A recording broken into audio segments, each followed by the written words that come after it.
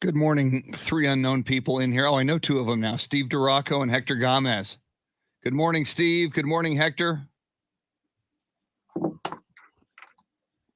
Steve DeRocco continuing his insane, prolific, very impressive exercise, diet, weight loss regimen. Steve DeRocco in like 64 days. What, Rock, have you lost like 119 pounds? It's something crazy. Lucinda Sullivan, good morning. Lucinda, in honor of you, I already have my coffee. I'm guzzling coffee early because I need it. Tracy Bogert, what is up? Tracy Bogert, chairman of the Bexar County MAGA Republicans. Thank you. Ralph Balderas and Luisa Alanis. Gosh, you people are up early. Why are you up so early? You should be sleeping. Chris Gonzalez, top of the morning, Chris. Yeah, Luisa, those Cowboys, my goodness. Now, just in time, as you probably saw last night, the Kansas City Chiefs woke up, started playing like the Kansas City Chiefs of the last 2 years, just in time for Cowboys at the Chiefs at Arrowhead 6 days from now.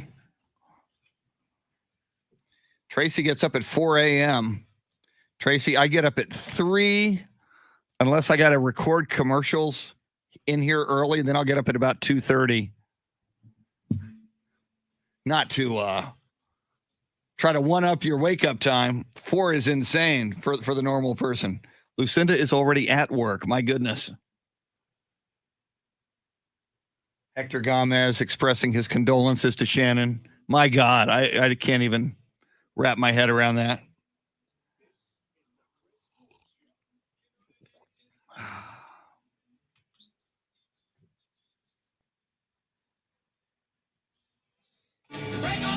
Sam Tobias, good morning. Ralph Balderas starts his workday at 3. Anthony Del Toro, what is up? Now, Chris Duel. Welcome in on a Monday morning. It is the Ides of November. Thank you. Any of you William Shakespeare, Julius Caesar fans, and I know you all are, know the Ides of March was the 15th of March when Julius Caesar was assassinated by those scumbags et tu, Brute. But this will be the Ides of November. And coach is getting assassinated. Washington football coach blown out yesterday. University of Washington. My goodness gracious, it's the Chris Duel Show with Shannon, Salty, Sweeney. And Shannon, as I just said to you before the show began, what a roller coaster of a sports weekend for all of us. A lot of us, who gather here in Austin, in San Antonio, across the great state of Texas and around the world, we share a lot of similar fanships among football teams, basketball teams, sports teams.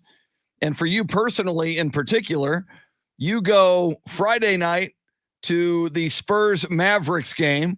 You're a you're a Mavericks fan, but you got to hook up with Bill Schoening. It was all good. There's photographic evidence. We'll talk about it. Your Mavericks win. It's all good.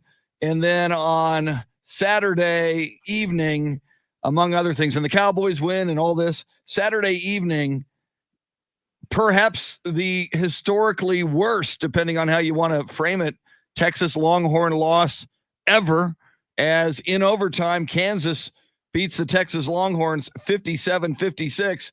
First of all, good morning. And secondly, how are you feeling this morning? Chris, I am hanging by a thread as far as this Texas football program is concerned. You'll never win a game turning the ball over that much. And Sark said it. The rest of my family used the tickets, so I watched in the greatest seat of all time, 50-yard line, in the comfort of my own home. And Sark went into halftime for those that did watch it on TV, and he said, it was probably the worst half of football he's ever seen played of any team he's ever coached. And they turned it around a little bit in the second half, but it just wasn't enough. The damage had already been done. I guess you've got to hit rock bottom before you can move upwards and onwards. So I would assume this is it. I don't know how it could get any worse at this point, but you mentioned horrific. And so that does take us to our poll question today over on Twitter, AM1300 The Zone and Ticket 760, asking how bad was the Longhorns loss to Kansas? Of course, that one ended in overtime with the final score of 57-56 Kansas. A little not as reminiscent as the 24-21 loss in 2016. This one, of course, coming on Texas's home turf at DKR. But our options today, worst loss ever. So far, nobody's voting there yet, Chris. Horrific, currently leading the way with 60%. No one voting jaw-dropping quite yet. And no big deal at 42%. I don't know who's saying no big deal. Oh, yeah, exactly. Probably non-Longhorn fans. Yeah, probably people that think it was already really bad. And so at this point, it's like, yeah, that's about right. I mean, historically, Texas and pretty much the rest of the Big 12 has had their way with Kansas. And you talk about the turnover, Shannon, and in particular, I go back to like a pick six in the first half. One of those turnovers, and certainly one of those turnovers that led to a score like the pick six in a game that you ultimately lose 57-56. And Texas would have come away with the win. Now, obviously, even then there would have been angst. Even if Texas would have won this game in overtime or regulation and it was close, Texas was a 31 or a 33-point favorite. It was crazy. Yeah. But, and I just want to take your temperature on Coach Sark. Obviously, these are not his guys. Obviously, you can't expect to come in necessarily year one with Tom Herman's guys. And try to replace Tom Herman's culture and turn around and win a national championship. But man, I don't think anybody saw something like this coming, either from Tom Herman had he stayed or from Coach Sark coming in, losing to Kansas at DKR. I'm still with Sark.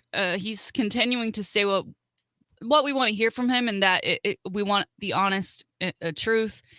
And to see the emotion, I mean, we see emotion on the sideline and we can hear it in his voice after the game, right? He's not just giving coach speak. He's really saying what he's thinking. And I think that transparency is important.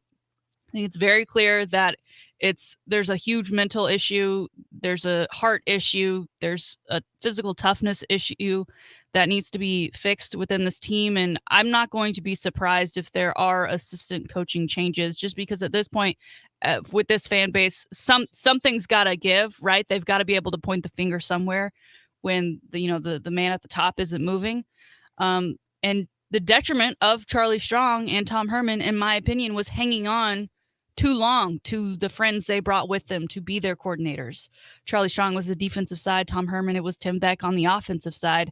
They made those moves too late to where they were already backed against the wall and it had to be win or go home, versus making the adjustments earlier on in your tenure to get these things kind of figured out. And I'm also worried, you look at the stats and, like I said, those four turnovers were the difference in that game for Texas when it came down to it. They pretty much led everywhere else except in rushing, which unfortunately, I'm not sure of the status currently on Bijan. We should probably get an update today at today's presser with Coach Sark. But it started to feel like we were seeing guys go down left and right for this Texas team. And with 2 games left in the season, still a chance to be bowl eligible to finish the season at 6-6. It's going to be a lot harder than we ever thought it would be. Yeah, no question. And you did briefly say this, and I actually have seen some people say this on Facebook Live. And by the way, if you're new to the show, we're streaming live video across multiple platforms. On Facebook Live, Ticket 760 and AM 1300, The Zone's Facebook pages, Twitter pages. Ticket 760 has a YouTube page as well. I mean, that second half for the Longhorns, it was a disastrous first half. Turnovers awful, including a pick six. You're down 35-14 at the half. To flip the script, even against Kansas, the way they were playing, and come out and outscore Kansas in the second half in regulation by the same number, 35-14. Yep. To have asked Texas at halftime, you're going to need to score 35 points in the second half. And they did. They gave up 14, and we went to overtime, and we all know that overtime's a crapshoot and flip a coin, and crazy things can happen in overtime. And indeed they did with the 2-point conversion for Kansas to win the thing 57-56. But if you're going to look for a bright spot, and I know it was an absolute debacle loss, heart-wrenching, kick in the teeth loss for the Texas Longhorns, but whatever happened in that locker room at halftime that Sark says was, described as the worst first half of football he's ever seen. There were adjustments, and I think if you can hang your head on anything, and I know probably no Longhorn fan wants to right now, but they did play much better in that second half. Yeah, which has not been the case in some previous losses. Last two, it seems like they came out and had their duds in the first half and tried to claw their way back in the second, but at that point it was, too little, too late. Chris, I don't know. I don't know. It's hard because you think of that Oklahoma game where you had it, right? Yeah. You think of the OSU game where you had it, the Baylor game where you had it. And so you think there's just that maybe one thing, that mental thing that you flip that switch and everything's fixed, but that's just not the case here. And I don't want to take away any credit to Kansas because I know Kansas is viewed as the dud, but we've seen, we saw what they did with Oklahoma. We've seen the kind of fight that they've at least put up in ways they haven't before. So they're clearly moving in the right direction. So I'm happy for them. I'm happy for that program. I mean, more football is good football, but good teams, I think, makes for better football when it gets down to it. So I think it's important that they are able to move upward. It's just disappointing that it came at the hands of my very own Texas Longhorns this weekend. Yeah, and you bring up the losses to Oklahoma and to Oklahoma State, and I think now we can add Baylor, and wow, look at what Baylor did in Waco to Oklahoma on Saturday.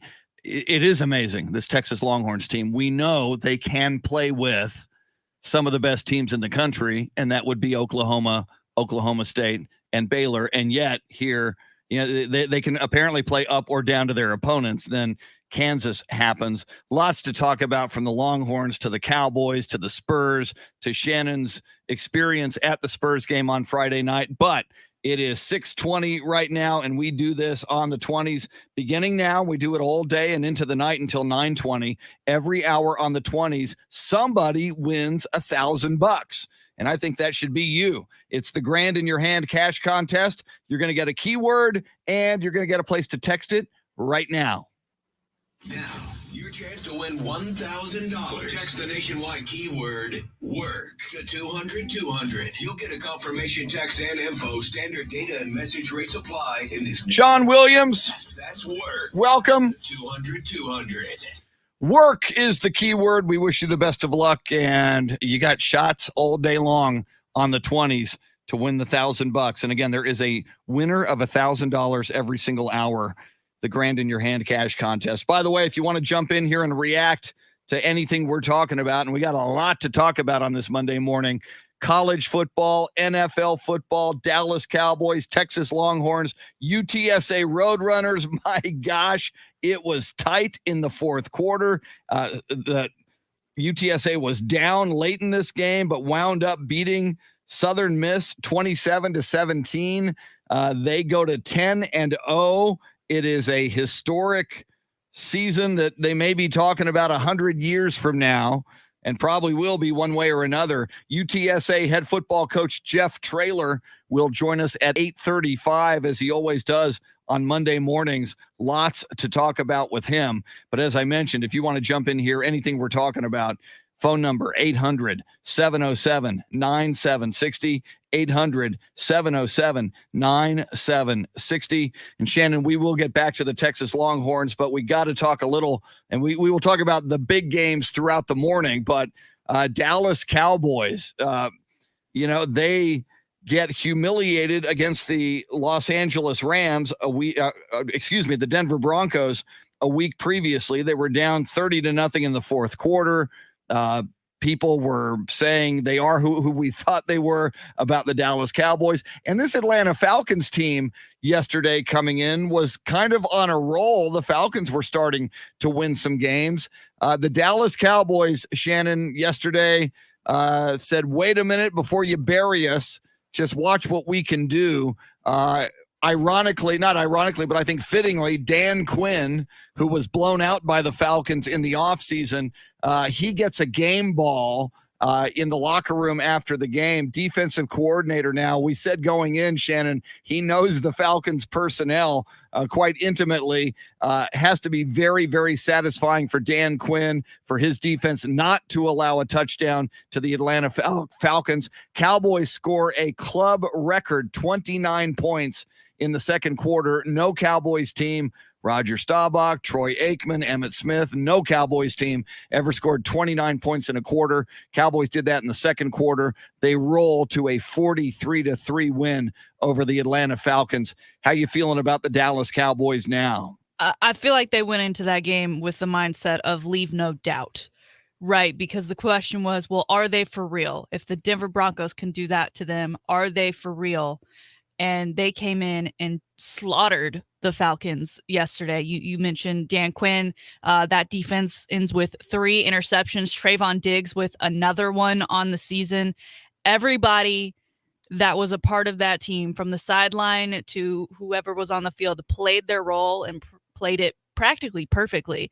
And how about going for 4th time and time again? I mean, I know that there's obviously situational football, but even when they were up, they were continuing to go for it. Almost like, and I get that, Greg Zuerlein I think he was on COVID list or whatever, and there was some issues there, and the kicking's been off all year anyway, so you might as well just try to keep the ball moving. But spectacular. Dak looked like a different person than he was a week ago. That's the Dak we know and love. Him putting his shoulder down. He only needed a first down. Then we would have gotten 1st and goal, new set of downs. He's decided, no, I'm going to put my shoulder down and run it in on my very own. It's not like we needed the touchdown, right? Falcons only 3 points at that point.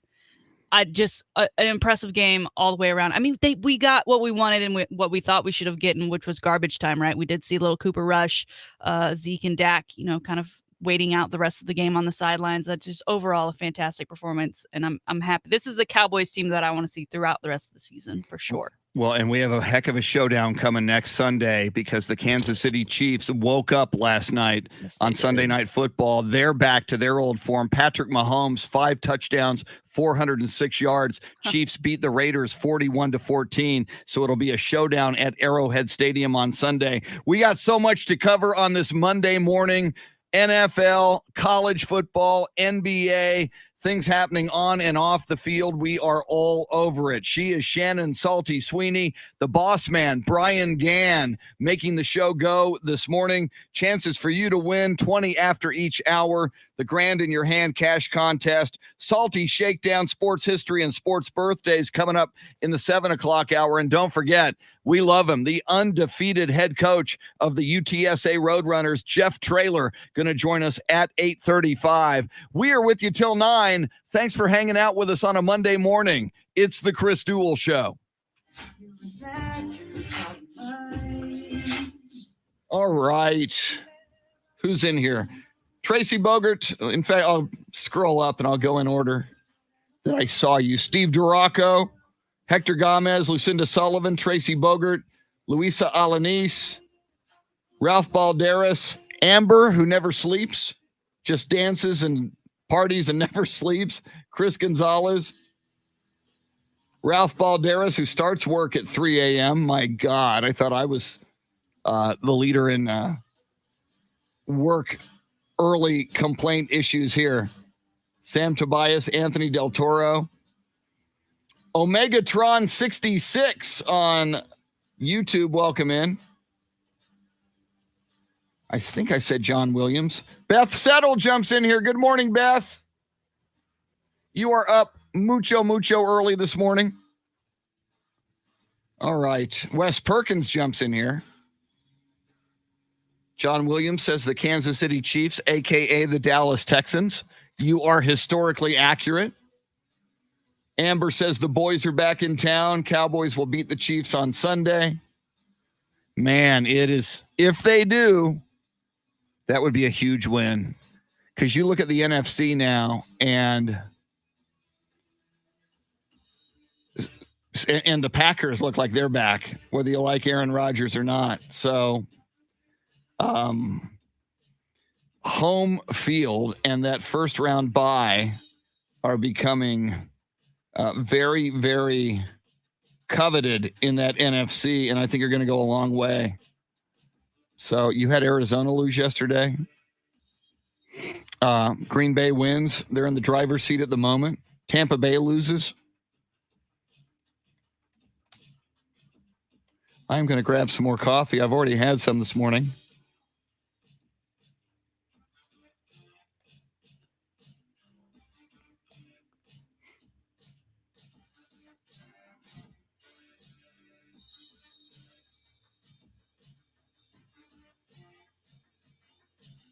All right.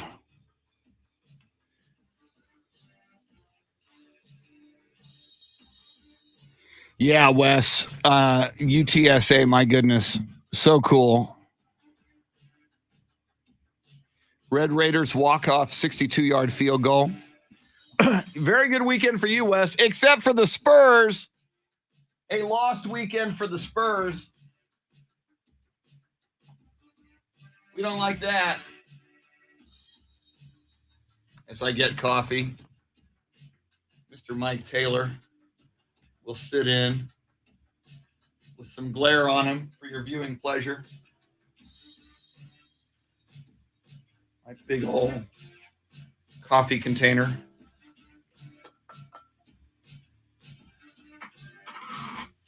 All right, I will be back in about 90 seconds as I continue to caffeinate.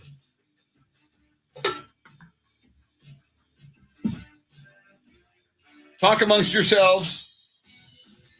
See you in 90 seconds.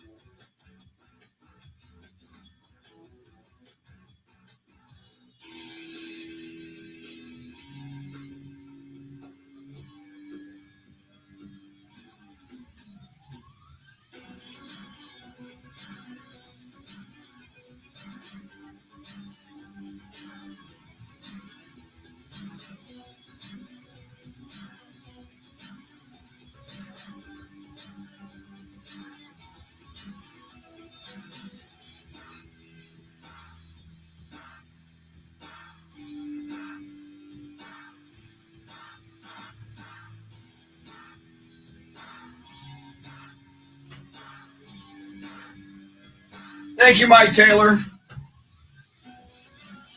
Nice of Mike to sit in for me. Mike Taylor, ladies and gentlemen, boys and girls.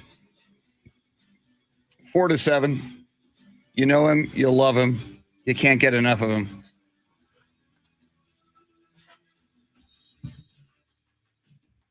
Woo! Woo! Woo! All right. Let me see here. Take a look at...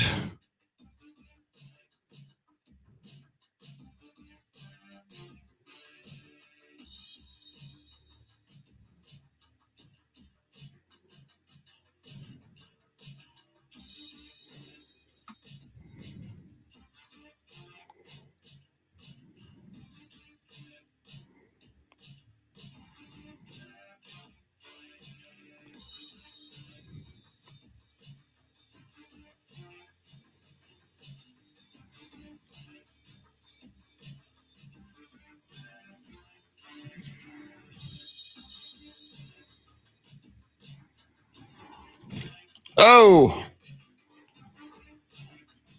I'm getting tangled in my headphone. That's not good.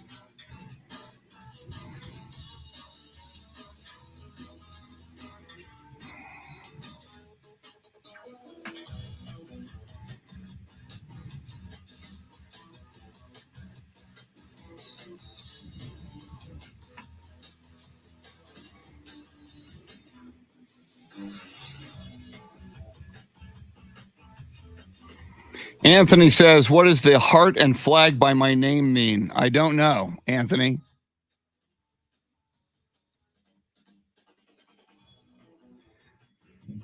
I think it means you're a regular participant here. Wes Perkins has a heart and a dollar sign by his name. Here we go.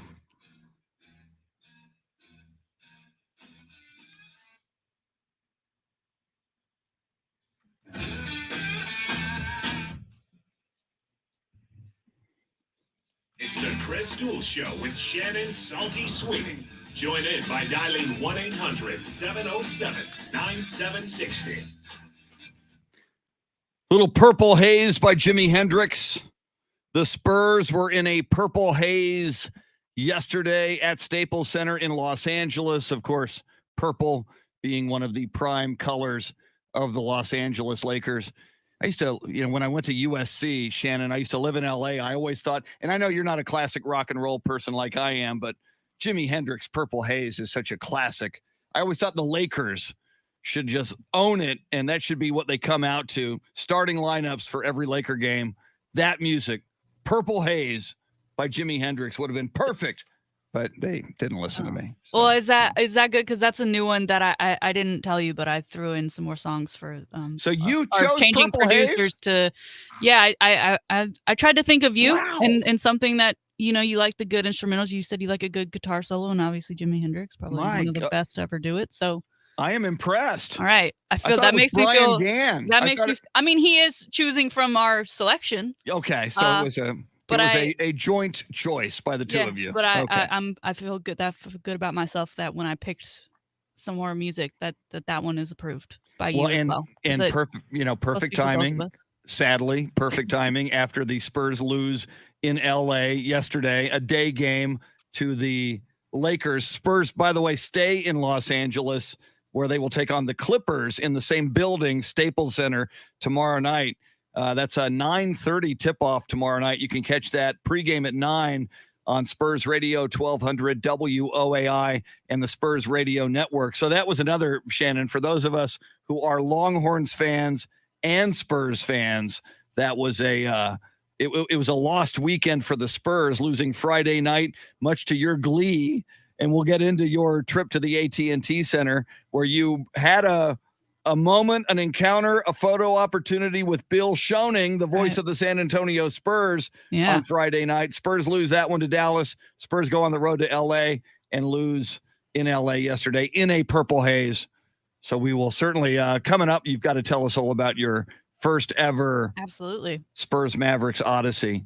So that'll be coming up. But first, I'll tell you what we're going to do. We do it every morning at this time. It is the high five play of the day, because somebody deserves a high five every morning, if not around the clock. But we do it every morning at this time. High five. The play of the day is appropriately sponsored by High Five. 2 locations in the Austin area. They got if you love sports, if you love great food, drinks, great games, great fun, High Five is for you. Big screen TVs everywhere. You can watch the Monday night football game tonight if you go. They've got great food, great drinks, food specials, drink specials, great games, from bowling to laser tag, axe throwing, and so much more. High Five, 2 of them around Austin. Shannon, who is deserving of a high five this morning? I don't know how you're going to feel exactly about this one, because it is going to some Lakers. And I know we just talked about Purple Haze recent loss, but I feel like it's worthy. It just kind of pinpoints the times that we are in. You mentioned Friday on the show during the birthdays segment that Russell Westbrook was celebrating his 33rd birthday. He enjoyed it with a cake that was provided to him from the team. It was a post-practice cake. There were candles lit. There was a happy birthday sung in celebration. And there's a video. Happy birthday ends. Russell Westbrook begins to lean in to blow out said candles. And then you see AD with his long arms reach across and say, "Whoa, whoa, whoa, COVID." And there's that moment where Russell's like, "This is my cake. Why did I blow out the?" And he's like, "Oh yeah, that's definitely a thing." And he starts like trying to like wave his hand over the candles to try and get them to go out. I don't know if that ended up working because the video was cut short, but I love that AD's looking out for the squad, right? I mean, because imagine if Russell had COVID unknowingly and then everyone had cake. There probably wouldn't have been a Spurs game to be played over the weekend. So just something to consider. I think it's just part of what, how life has changed. But a high five to AD for stepping in and looking out, because I think it'll be a habit that'll be hard to break for a lot of people. Maybe we just shouldn't put candles on cakes anymore. Until nothing to blow out. Until you told us that story, Shannon, and you know me, I'm concerned about COVID. Science and medicine tends to back that up, that we should be. So it's such a tradition, a birthday cake with candles on it. Yeah. And then the birthday boy or the birthday girl blows out the candles. And I never thought about that until now. When you're blowing out those candles, I mean, again, science, medicine, your little globules that were in your mouth are now on that cake. And and then people, all these years I've been eating birthday cake, and little did I know I am becoming one with whatever was in the mouth, what was exhaled and blown out by the birthday person Wow. You know, maybe it's time for a new tradition. Maybe I know some like restaurants, and again, you and I've had this conversation where we both hate happy birthday being sung to us and to anyone around us. Yes. But I know some places do sparklers, and those kind of scare me because they really do go down to the edge, and I'm always afraid, like, what if a spark hits me? And they can burn your finger. Right, but they do go out on their own. So maybe some version of that where no one has to blow anything. Wow. Yeah. I got to rethink birthdays now. No more cake blowing. I mean, that's the best part of having a birthday. Leave me alone. Just give me some cake. Yes. I'm good. And maybe birthday cakes should be individual. Maybe just a little personal birthday cake and then just slices of cake for everybody else. Cupcake. Yeah.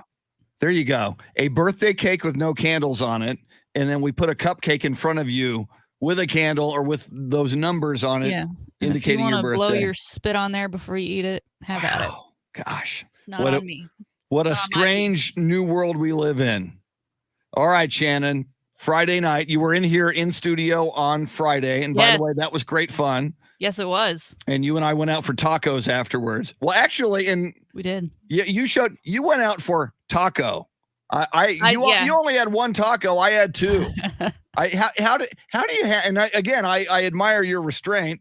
And I got on the scale this morning, and I thought, well, maybe I should have had one taco.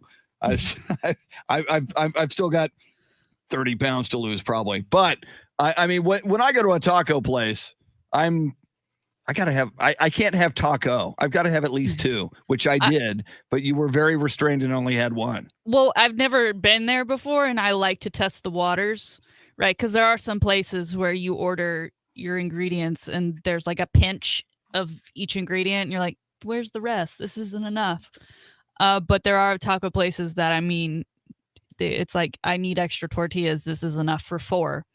I thought it was the perfect size taco. Again, thank you. You got me my taco, and it was delicious. I think, was it Jason? Yes. And in fact, we'll give a shout out. It was you and I had never been there. And we asked our viewers on Facebook Live, where should we go for tacos after the show? We got to find a place that's open. Yeah. Some people said, Alamo Cafe. Well, they didn't open until 10:45. It was like 9 o'clock when we got off the air. It was Los Balitos tacos on Bitters and 281. Los Balitos. So thank you, Jason, for the recommendation. I thought they were outstanding myself. They were good. Great sauce. Now I have to ask you this because this is embarrassing. We were parked next to each other. You pulled out a little before me. I was still like getting my navigation set up, like to how to get back to my hotel, which, by the way, thanks again to Brian and Brittany for setting up everything. I mean, hotel and game, and that it was just fantastic. Can't wait to hopefully maybe do it again.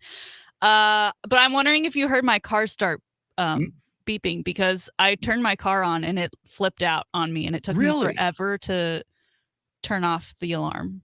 I don't know why it did it. Okay. No, in fact, I was right in front of the restaurant too, and when we left, it was packed, and I was like, "Oh, these people hate me."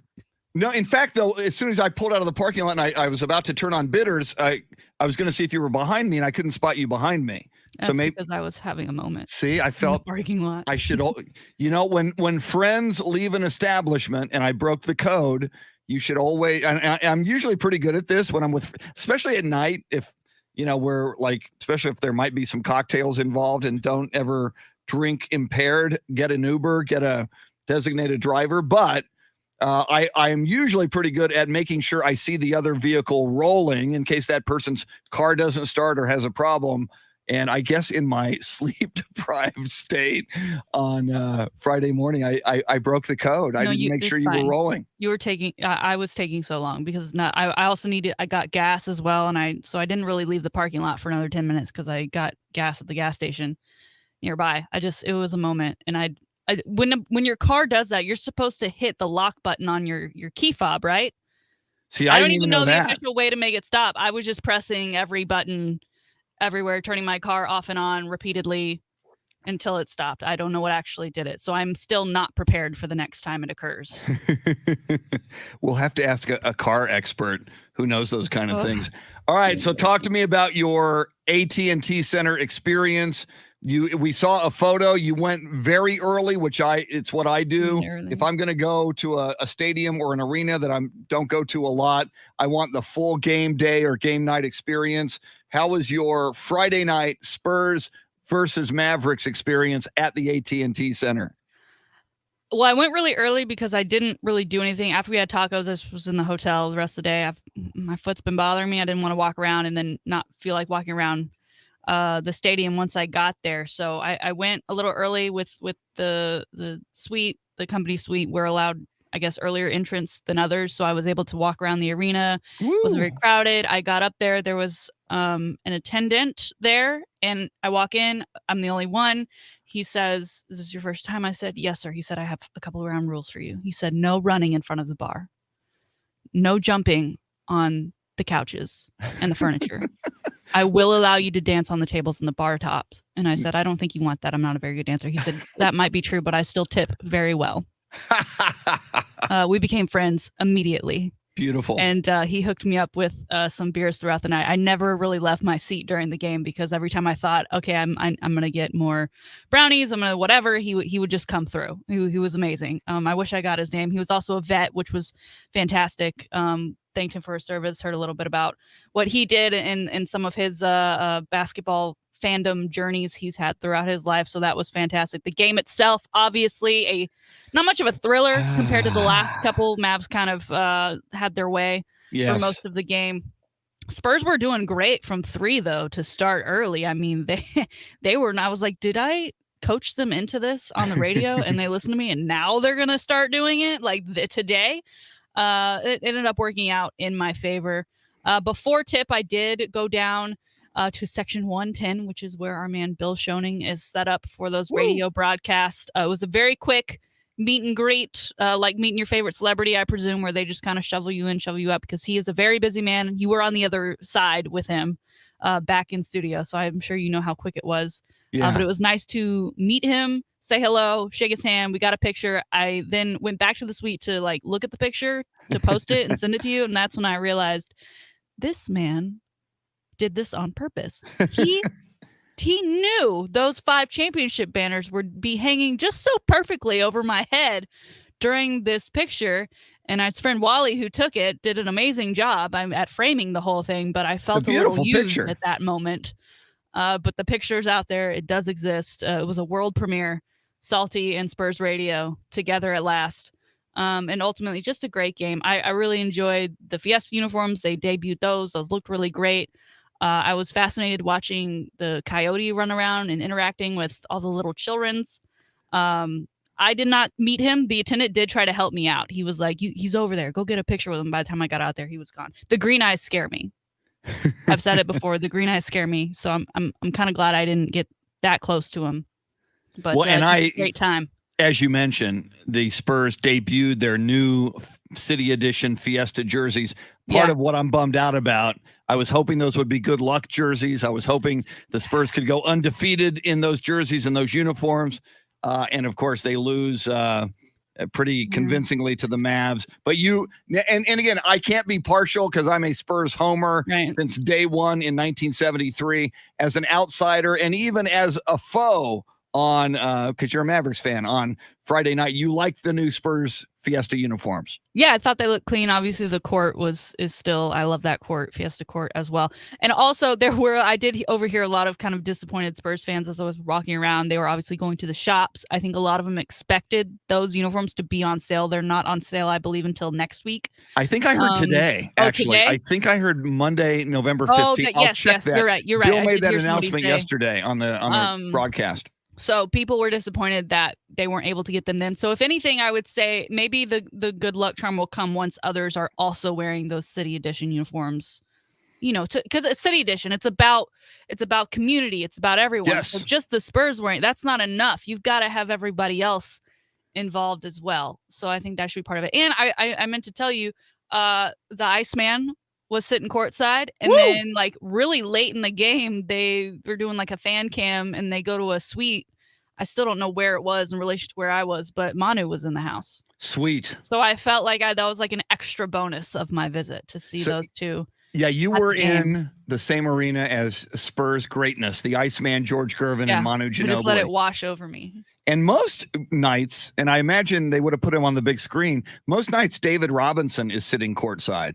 So that I imagine if they showed Manu on the big screen and the Iceman on the big screen, if they did not show David, that might have been one of the rare nights that David was not there. So I'll catch him next time. Yeah, exactly. So, well, very, very cool. Again, I was hoping to cackle and wave a finger at you this morning and enjoy and celebrate it. And that's 3 now. I know. That's crazy. So they're 1 game away, and they played 3 very early games in the first 11 games. Mavericks can sweep the Spurs this season if they win game 4 when they play later in the season. Yeah, I think it's one of the very close to last games of the season, if I'm not mistaken, in April. So that's weird. Right. Yeah. a very, very strange season. And again, the Spurs and a lot of Spurs fans are freaking out. They're looking at that Spurs record, which now stands at 4-9 after the loss to the Lakers. But Spurs are playing tough. They're playing better. The last few games, they've been without Jakob Poeltl. Jakob Poeltl is their starting center, and he was actually playing quite well before he went out with health and safety protocols. So, and there's a chance, Pop said before the Laker game yesterday, there's a chance Jakob Poeltl could be back tomorrow night against the Clippers. We shall see. Hopefully he will be back soon. We got lots to cover this morning. We will dive back into college football, the horrific loss by the Texas Longhorns to Kansas, the very tighter than we expected UTSA Roadrunner win over Southern Miss, but they are 10-0, and UTSA head football coach Jeff Traylor joins us at 8:35. Coming up in the 7 o'clock hour, Shannon's Salty Shakedown, sports history, sports birthdays, and more. Boss man Brian Gann making the show go. She is the salty one. I'm Chris, with you till 9 on the Chris Duel Show. Woo! Yeah, Derek White has not been John Williams, to your point. Excuse me. Derek White kind of having some issues. Kevin Harrison, thank you for the kind words, sir. I appreciate your being in here. Good to see you, Kevin Harrison. Everybody else this morning. Carl Fisher, good morning. Henry Pessina. Henry, good morning. I think I've said good morning to everybody else. Anthony Del Toro. If we see you, we say good morning because we should. And a lot of times we can't see you until you comment, which Kevin just did.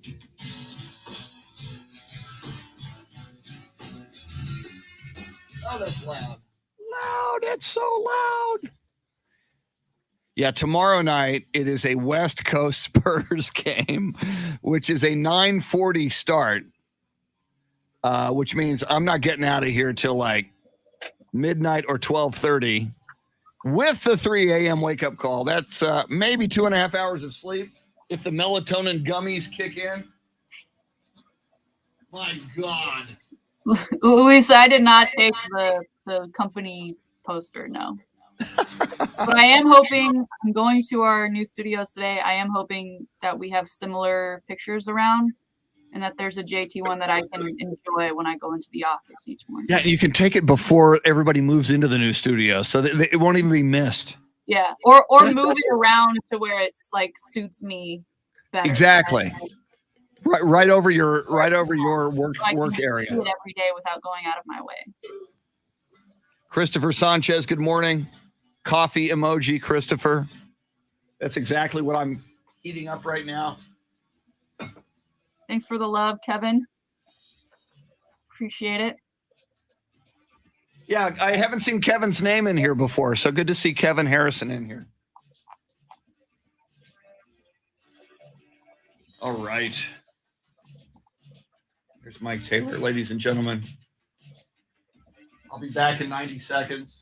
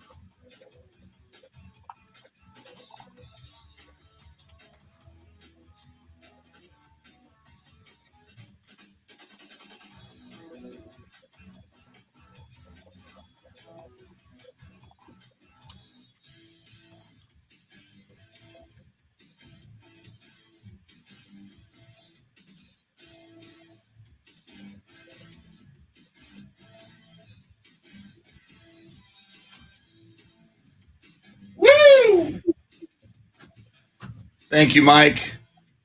Thanks for sitting in. Louisa, it's more than fine. Believe me, I have plenty.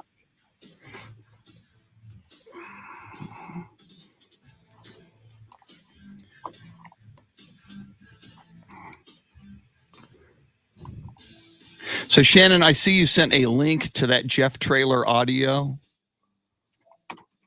Do you want to play that? Yeah, I thought we could, if we had time, if you wanted Sure. to kind of set up maybe him coming in. Okay, so I'm trying to think, should we do that here or should we do that in the 8 o'clock hour? Because it's typically we run out of time. It's in the 7:35. Mm-hmm. So if we do it here, I'll tell Brian to be ready for it. Yeah, we'll do it here. That'll be more separation between, if we did it at the 8, then we've got him in the next segment. So it's just kind of separate it a little more. Okay. Hey, Brian, can you hear me? Shannon sent in her email a link with some Jeff Traylor audio. We'll play that in this segment, if that's okay. Yeah, and I'll try to get it. I'll try to get to that early in the segment. That way, you're not sitting there waiting for us to play it. So yeah, in fact, it'll be one of the first things we go to just to make it easy. Okay. So yeah, so we'll set the table, then we'll go to that.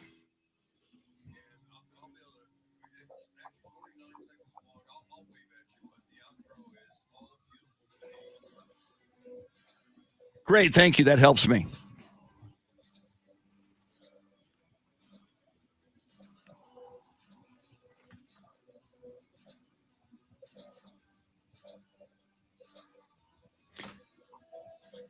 And Shannon, I don't know if you saw the end of the Baylor OU game where Baylor decides.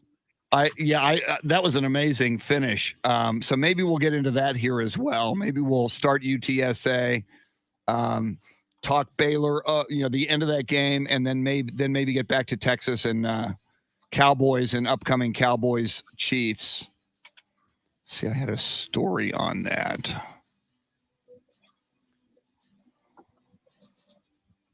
Yeah, I loved seeing Lincoln Riley just flipping out on the field when the fans were out there.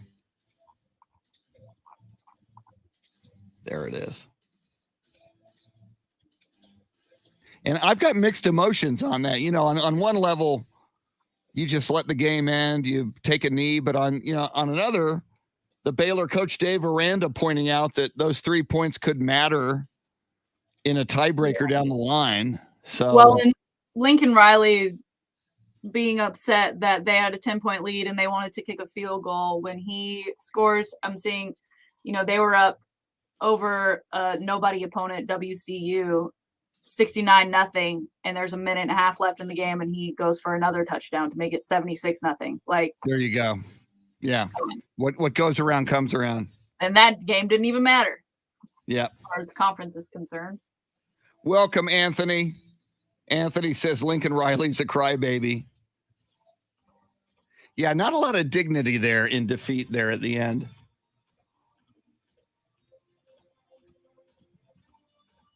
And Spencer Rattler, he gets his chance and doesn't deliver the goods. There's a special weather statement for Bexar County. What is that?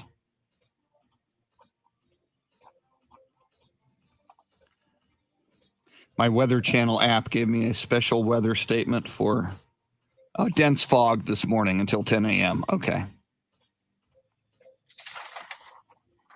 If you're out there driving, dense fog, at least in the Bexar County area.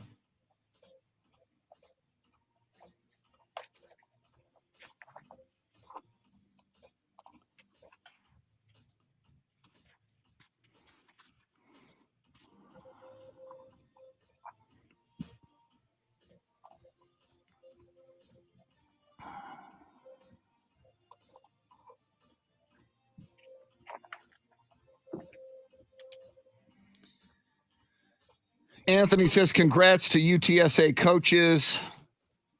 Yeah, Anthony, we're going to have Jeff Traylor on at 8:35. In fact, we're going to play a little soundbite from Jeff Traylor coming up.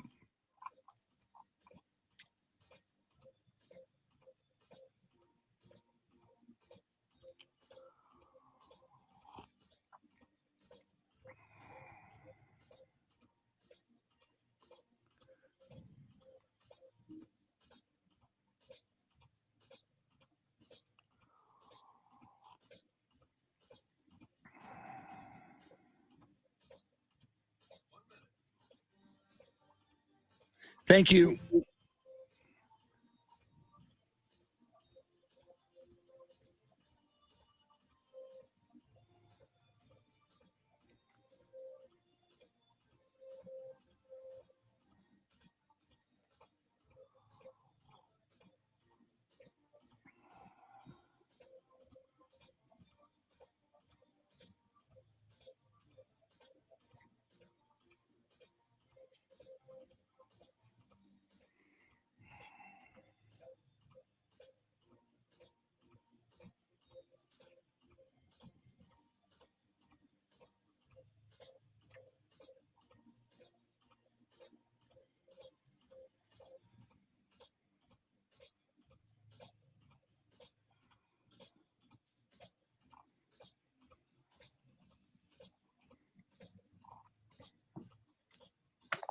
Here we come.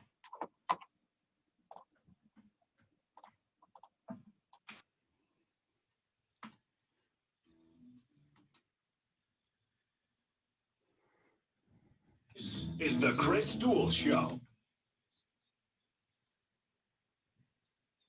Today. We're going to the other side.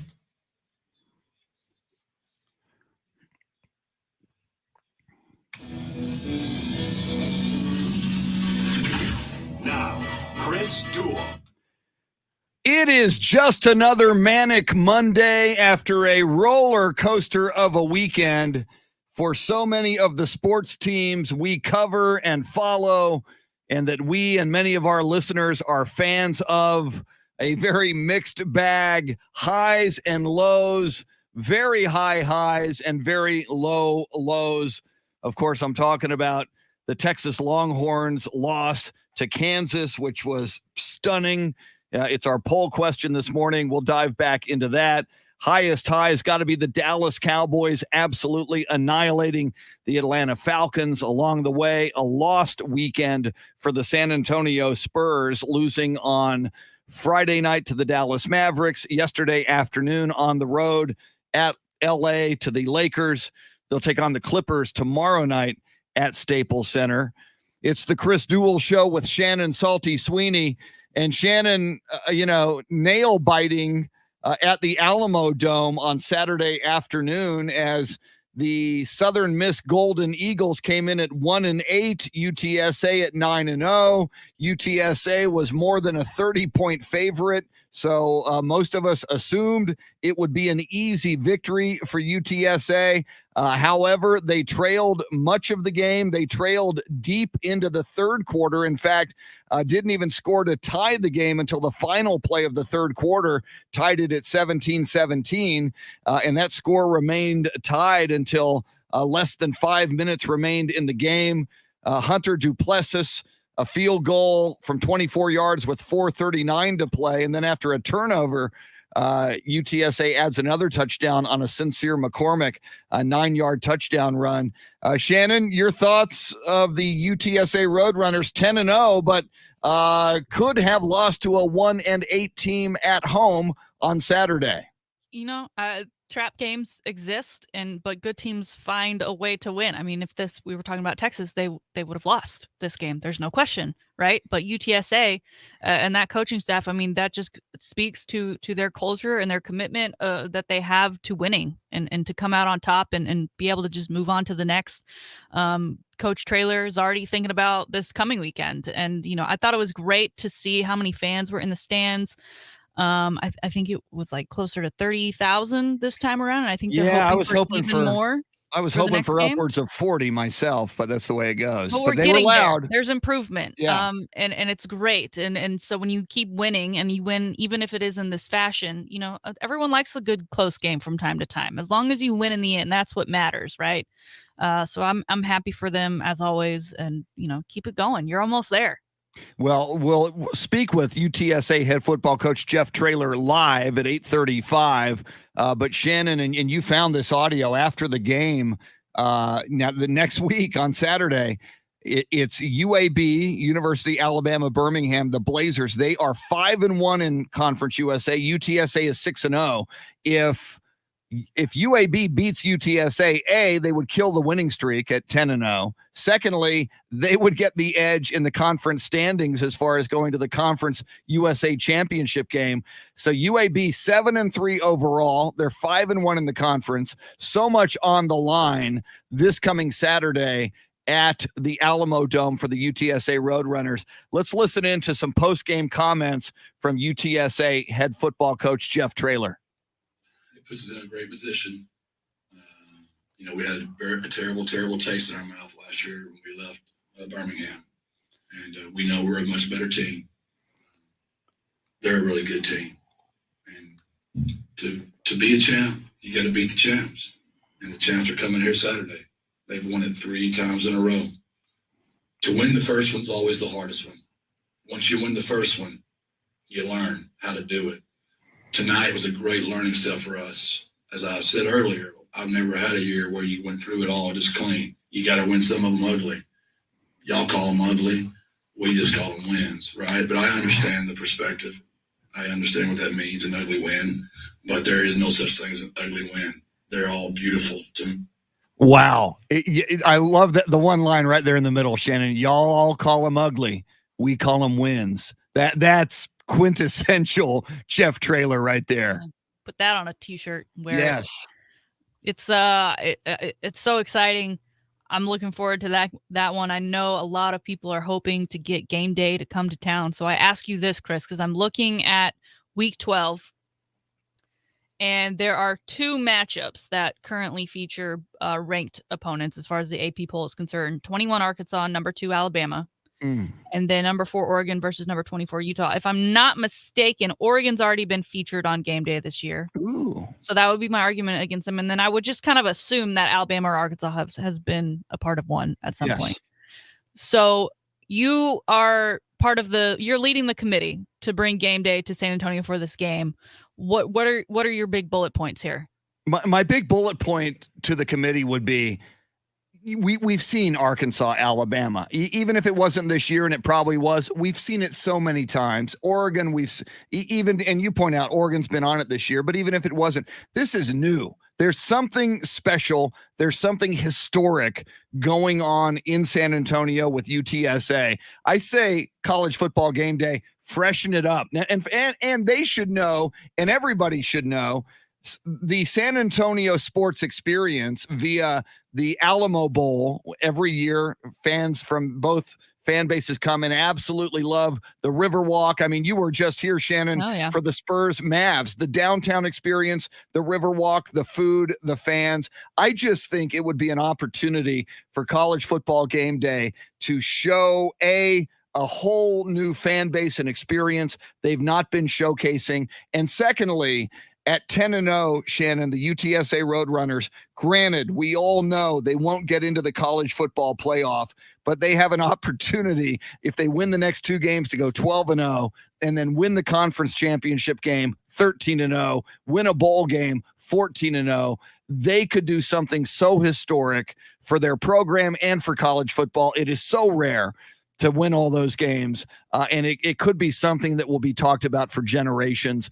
And game day, this is the last home game. So if you're going to do this in the regular season, you need to do it now. Yeah. And as far as environment, I would show them, hello, Final Fours have always been great when they're in San Antonio. So don't let that be a reason to not show up. And one of the only remaining teams in college football to still be undefeated. There's that storyline. You obviously got the Jeff Traylor storyline all on its own. The storyline that Traylor just gave you about, to be the champs, you got to beat the champs, and, just kind of help push their narrative of, all right, what are we doing with the college football playoff? Because they're not going to get in the Final Four no matter how they finish the season at this point. And you know my position on that. It's a travesty. I say we should have a 16-team playoff. Andy Everett was on here with us, the voice of UTSA athletics, saying there should be a 12-team playoff with the top teams getting a bye. I think that still would enable. And it's so rare, Shannon, and it was Cincinnati a year ago. It was UCF a few years ago. Every so often, one of these teams that you don't expect that's not in a Power 5 conference goes undefeated and runs the table.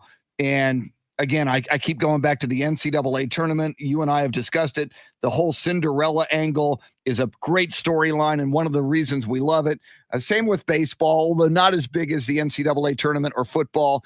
If you're a Division I college baseball team and you win big, you're going to have an opportunity to go to your conference championship and therefore ultimately the College World Series. And it's too bad that UTSA won't have that opportunity. But as you just said, college football game day can highlight this issue. And these are Division I college football guys playing to the best of their ability, playing maybe even above their heads for an entire season. Mm-hmm. And they put their socks on the same way the Alabama Crimson Tide does every morning. And yet they're not going to have an opportunity to play for a championship if they go undefeated. Yeah. And I think, I'm now thinking, all right, they're not going to be in the Final Four. Do you think they get a New Year's Six? If they're undefeated, they sure should. Shouldn't they go to the Sugar Bowl, and then can we go to the Sugar Bowl? Yes. Can we go to New Orleans for New Year's?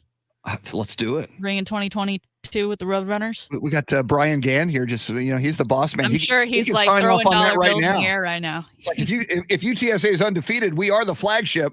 That's right. We're going to New Orleans, baby. And we're besties with the head coach. So exactly. Oh, and you said this as well for college football game day.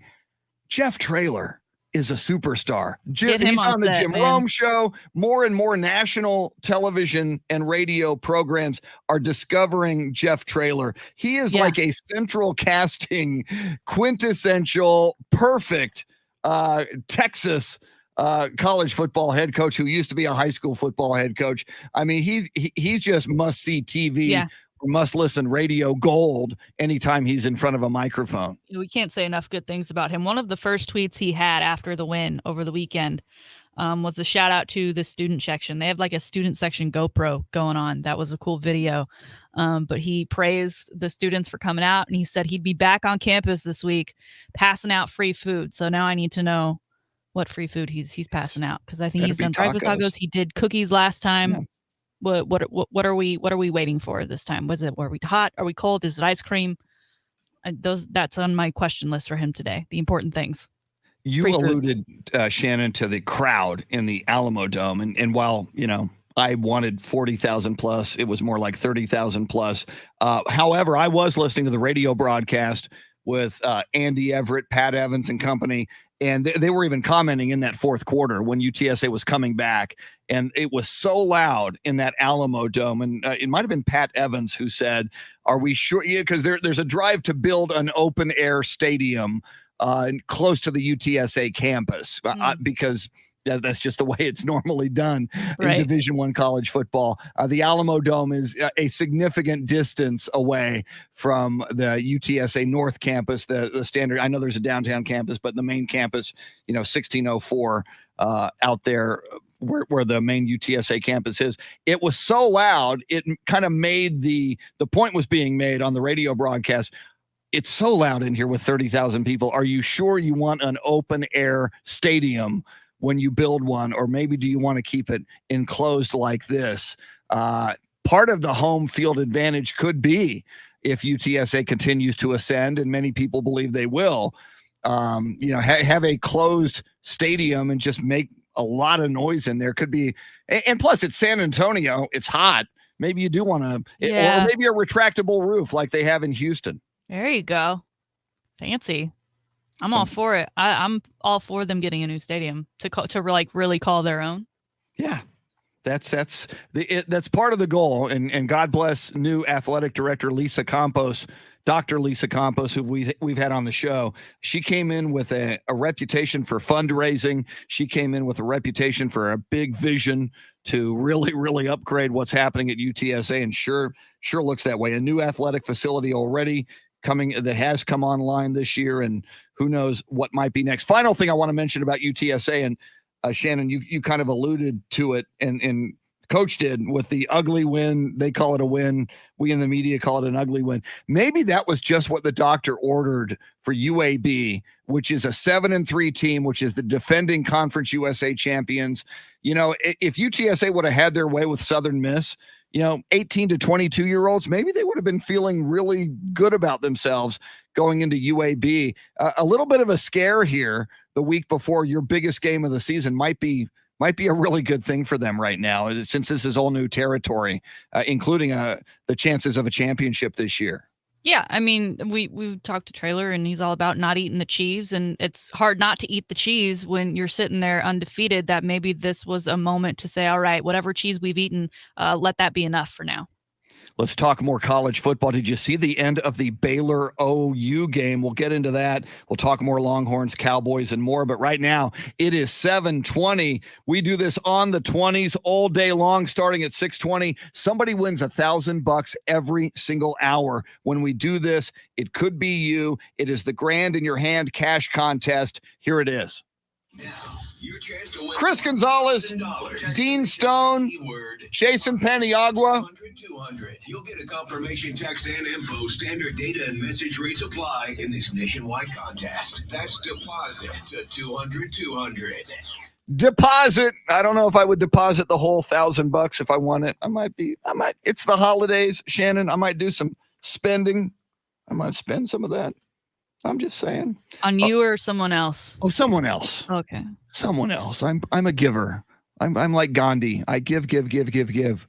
So, Shannon, I know you saw the end of the game. I saw the end of the game on Saturday at Waco. Mhm. A few remarkable things happened there. Something you've been talking about a lot, and I have seen it more this season than ever. And you've brought it up, and you've kind of brought my attention to it. Once again, fans stormed the field in Waco at McLean Stadium, but they did it with time still remaining on the clock. It became an issue. The OU players left the field. Fans were celebrating all over the field. There was a timeout by Baylor. Lincoln Riley, the OU head coach, was flipping out, screaming at the officials, just exasperated. And we would find out that Baylor coach Dave Aranda had called a timeout with 3 seconds left, with Baylor up 24-14. And his reasoning was he wanted to get the additional points in case there was a tie among two lost teams in the Big 12 title race, because point differential between the teams is the third tiebreaker in league rules. I mean, you talk about, Shannon, getting into the minutia, and I mean, you want to kick a field goal because of the third tiebreaker in case there's a tie with two lost teams. But he says that was his reasoning. Lincoln Riley, very unhappy. They finally clear the fans off the field. They do kick that field goal. Baylor winds up winning the football game 27-14. Lincoln Riley, very critical of Dave Aranda, the Baylor head coach, in postgame. Shannon, what a spectacle at the end of the game in Waco. What do you make of all this? A lot to unpack when it comes to Lincoln Riley. Him, it's bad sportsmanship to you're already up by 10. Why kick a field goal? Dude, you beat like a random FBS opponent 76-0, and you scored a touchdown in the last minute of that game when you were up 69-0. So I don't, you have no room there. That argument is null and void for you from now until forever. When it came to like the fans rushing the field, I thought, oh gosh, are we having a Tennessee Ole Miss moment? Right? The Ole Miss was in Tennessee defeating the Tennessee Volunteers, and fans started to throw trash onto the field, most notably mustard bottles. and it took forever to get the fields. The Ole Miss team had to get onto the field to get away from all the trash being thrown. It took forever to clean that up just so they could finish the game. I think there was 56 seconds left on the clock. So I'm like starting my watch when I see Baylor rushing the field with time left. I'm like, how long is this going to take? Luckily, they are Baylor kids, so they're pretty well behaved. Apparently, they don't know how to tell time. But they did start backing up and going against the field. I loved the video of when while they were backing kids up and kind of getting things back ready to play, they were showing video of kids jumping over the barriers to get onto the field. And I don't know the specific height of that, but everyone's knees were buckling. People were eating it. I was like, you didn't think about that as you were running down the bleachers of the final ascend onto the field.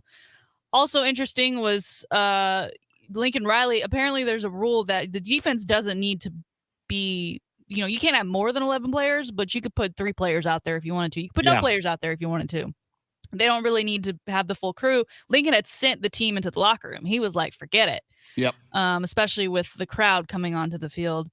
They ultimately did come back out to play that, but yeah, well, I don't know. If he would have just sent 3 players out and just get it over with. Well, yeah, and Baylor wanted extra points for a tie. Baylor could have just run it in for a touchdown at that point too, right? Which is one of the reasons maybe why you take all 11 out. One of the things that just strikes me as I was watching the fan, and I love fans celebrating, and if it could be done safely, it is kind of a cool spectacle when fans rush the field. But Shannon, in the aftermath, especially of that horrible tragedy involving Travis Scott, the concert at Astro World, where so many people died and so many are injured. I mean, we've seen it at sporting events for years, especially at soccer matches internationally, when crowds, rush a barrier, or the people can get trampled, people can get crushed, people can get killed. There could have been. Now, the Baylor fans were very respectful. They got off the field when they needed to.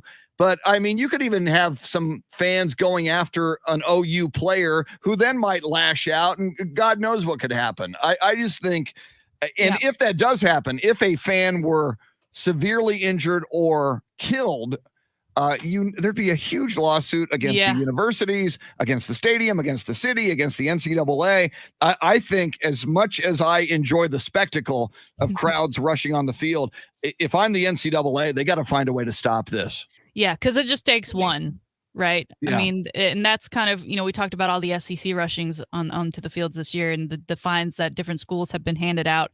I think A&M got the $250,000 one, and other schools received the $100,000. Arkansas after that Texas win.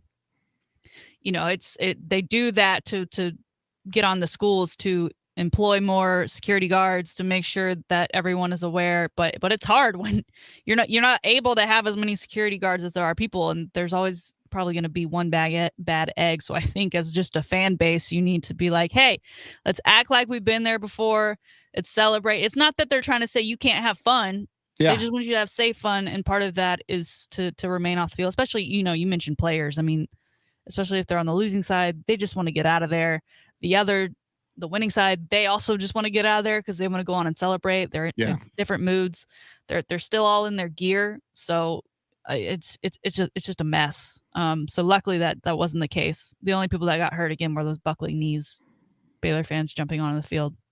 It's a great video. Yeah, you get a lot of adrenaline and maybe some alcohol when you're running down to the field. But that's a one giant leap onto the field. Coming up, it is Shannon's Salty Shakedown for a Monday. Always entertaining and enlightening and sometimes frightening. Coming up as well this day in sports history, sports birthdays. Don't forget, 8:00 hour. We love talking with the undefeated head coach of the UTSA Roadrunners, Jeff Traylor. You heard from him minutes ago. You'll hear from him live at 8:35. NFL, Cowboys on a collision course with the Kansas City Chiefs, who were red hot last night as well on Sunday Night Football. We'll talk NFL, college football, NBA, and more. She's Shannon Salty Sweeney. The boss man, Brian Gann, making the show go this morning. I'm Chris. We're with you till 9 on the Chris Duel Show. Warren Wheeler, good morning.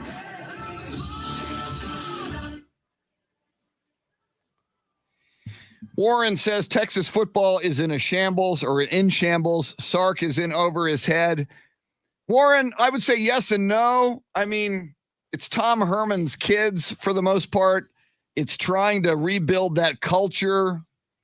I mean, we didn't see this coming, and their work is cut out for them. But as we talked about earlier, Warren, all right, the Kansas loss was a horrific debacle, but you played well enough to beat Oklahoma. You played well enough to beat Oklahoma State.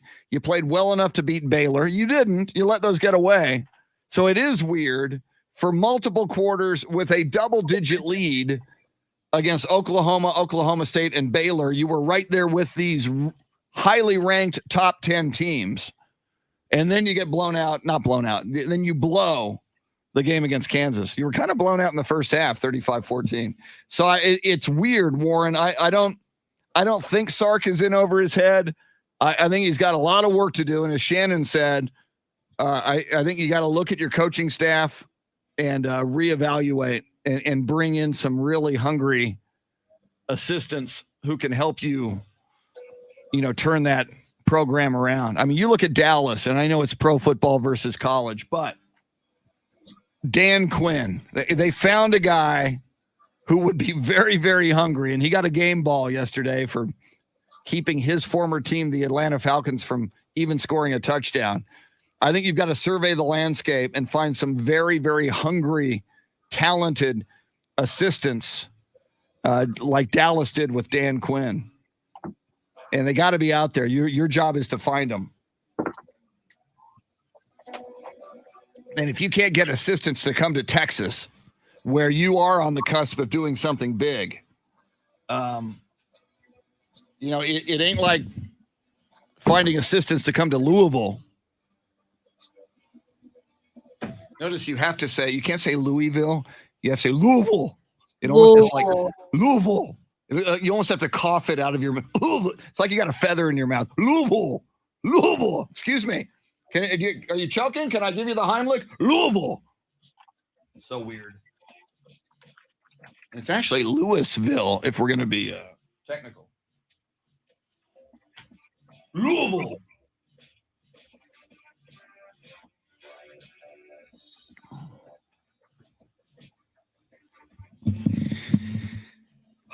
Anthony Huerta says 5 losses in a row. If it's a culture thing, then this season is a step backwards, not progress.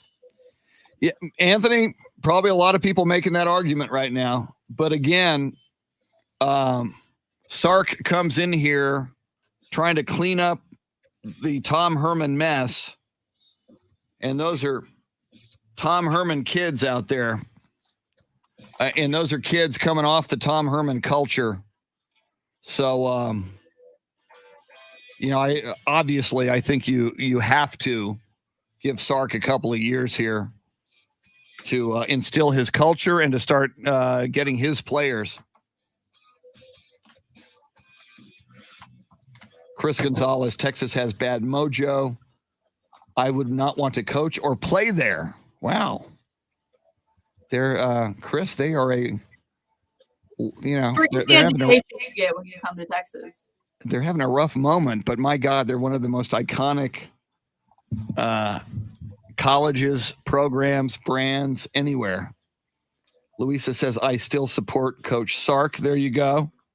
Well, it is interesting. I see this on Spurs React as well. There are those who are like, oh, we suck. Pop sucks. It's time to move on. We got to clean. It's like, really? It's like one of the greatest coaches on the face of this earth in basketball. And there are some who go, hey, man, this is a young team with a lot of upside. I'm really seeing some bright spots. I guess it's all perspective. See, I need to check.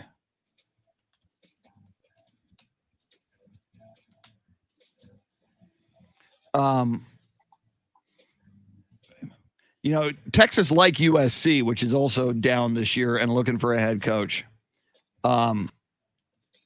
It's easier, obviously, to build up, to return one of these brands to prominence, if not greatness, than, for example, in Wes Perkins, Clint Proctor, we love you. It's harder at Texas Tech because you don't have the rep or the resources. So I think Texas is going to be okay. This is stunning. The Kansas loss is stunning, no question. But I think they're going to be okay in the long run. I don't think Xavier transfers because he knows that he is the star moving forward with that wide receiver group. But he needs to calm down when he makes catches. He's acting very much like a freshman. You can't be that celebratory when you are down the way you were against Kansas. Hey, Shannon, is Shailene Woodley, is that the Aaron Rodgers' girlfriend? Yes. Okay, yeah, she turns 30 today. I was looking. There's not that many sports birthdays, so I was looking at celebrities. So Shailene Woodley is 30 today.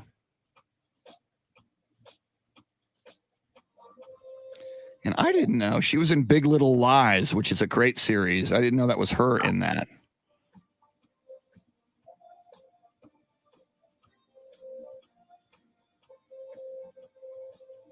And they're not married yet, correct? Are they engaged? Do we know? They're engaged. Okay, so fiance. Thank you. I can't keep up with all my sports and celebrity romances.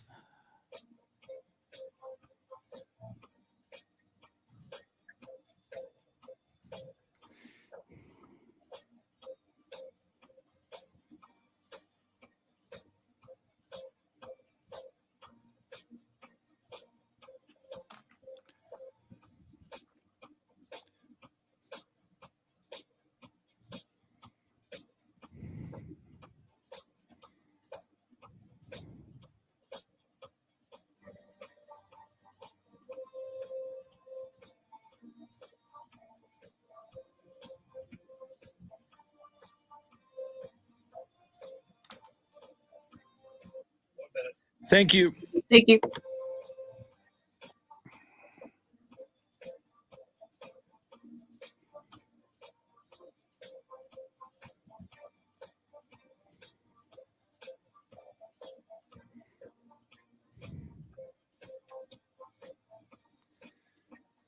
Yep, Chris Gonzalez and Sam Tobias had it. Shailene Woodley is the fiance of Aaron Rodgers. Wes Perkins says this isn't on Sark. It's the brand that's the problem. Too much entitlement at the moment, but incredible talent. Wes, that's an you may be right. That's been my problem with the Dallas Cowboys. Once Bill Parcells left, it kind of became a country club, and it is a great brand, just like Texas. And once you get the star on your helmet, here we go.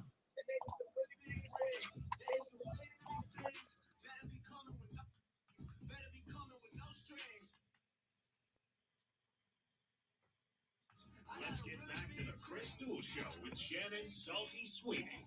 Find Chris and Salty on Twitter at Chris Duel and at Shannon B. Sweeney. We need some really big rings, Shannon Salty Sweeney, if the UTSA Roadrunners keep winning. I'm going to continue banging that drum. Okay. If they finish this, and I know a long way to go, and certainly the tough, tight game at the Alamo Dome this past weekend against Southern Miss says, hey, man, there's a lot of mountain to climb here. But if it happens, and I'm not bringing that up with Coach, he'd probably kill me. I'm not until right before the bowl game. If they're undefeated right before the bowl game, then I'm going to go with that question, which I still shouldn't even do it before the bowl game. He'll still probably kill me before the bowl game. But if they go undefeated, and I think you and I agree that they should at least have rings that say 14-0. Because I do believe 12-game regular season, 1-game Conference USA championship, which, oh, by the way, if they lose to UAB, that's probably gone because UAB would represent that half of the conference. So you better win this weekend. So then a bowl game. So you'd have to go 14-0. So you and I agree that there should at least be rings that say 14-0. But I would say, because they would play for it if you let them, and nobody's letting them, I would put national champions on that championship ring. That's where I draw the line. Anybody would play for a national championship if they Not everybody can. Not everybody runs the table and goes 14-0. I think we're a little ahead of ourselves. Life is unfair, sir. Well, that's part of it. Then that's why we got to fix it. That Robert F. Kennedy said, "Some men see things as they are and say, why? I dream things that never were and say, why not? Why not have a 16-team college football playoff, people?" It's a great quote. In the meantime, let's just order up those championship rings, Jostens. It's the only ring company I know. Jostens. I think my college ring was a Jostens ring. All right. Little minutia there. All right. In a moment, if you think she's salty now, Shannon's salty shakedown is moments away. Before that, sports birthdays. And on this Ides of November, November 15th, this day in sports history. On this day in 1970, Paul Brown was the head coach of the expansion Cincinnati Bengals. And on this day in 1970, the expansion Cincinnati Bengals beat his former team, the Cleveland Browns, which Cleveland, it was always just a juggernaut for so many years. He called it his greatest victory as a head coach. Way to go, Paul Brown. On this day in 2004, Maria Sharapova becomes the first Russian to win the tennis season-ending WTA World Tour Championship. She beat American Serena Williams 4-6, 6-2, 6-4 at Staples Center in Los Angeles. I think that was a rare event, Shannon. I do not recall Maria Sharapova often beating Serena Williams, but that was maybe the apex for Maria Sharapova. Finally, on this day in 2017, 3 UCLA basketball players were suspended admitting to shoplifting in China. They were held in jail in China, or held captive in their hotel room, to be more accurate. They were only released when President Donald Trump requested from the Chinese government that they release those 3 basketball players. Wasn't one of them one of the ball kids? I gotta look that up. The middle one. Yeah. Leangelo. Yes. Leangelo. That was almost an international incident. When you shoplift in China, you are usually going away for about 20 years. Yeah. And they're kids that could have paid for whatever it was. Yeah. Like there was no reason. Typical UCLA Bruins. That's coming from my USC Trojan perspective. So there's that. That's this day in sports history. How about some sports birthdays? Born on this day in 1967. By the way, it's not a big day for sports birthdays. I'm just saying. I had to really dig for this one. Born on this day in 1967, NBA guard, played with the Vancouver Grizzlies and the Seattle Supersonics, Greg Anthony. Woo! Happy birthday, Greg Anthony. All right, a little bit bigger. Born on this day in 1995, KAT, K-A-T, Karl Anthony Towns, number 1 overall draft pick by the Minnesota Timberwolves in 2015.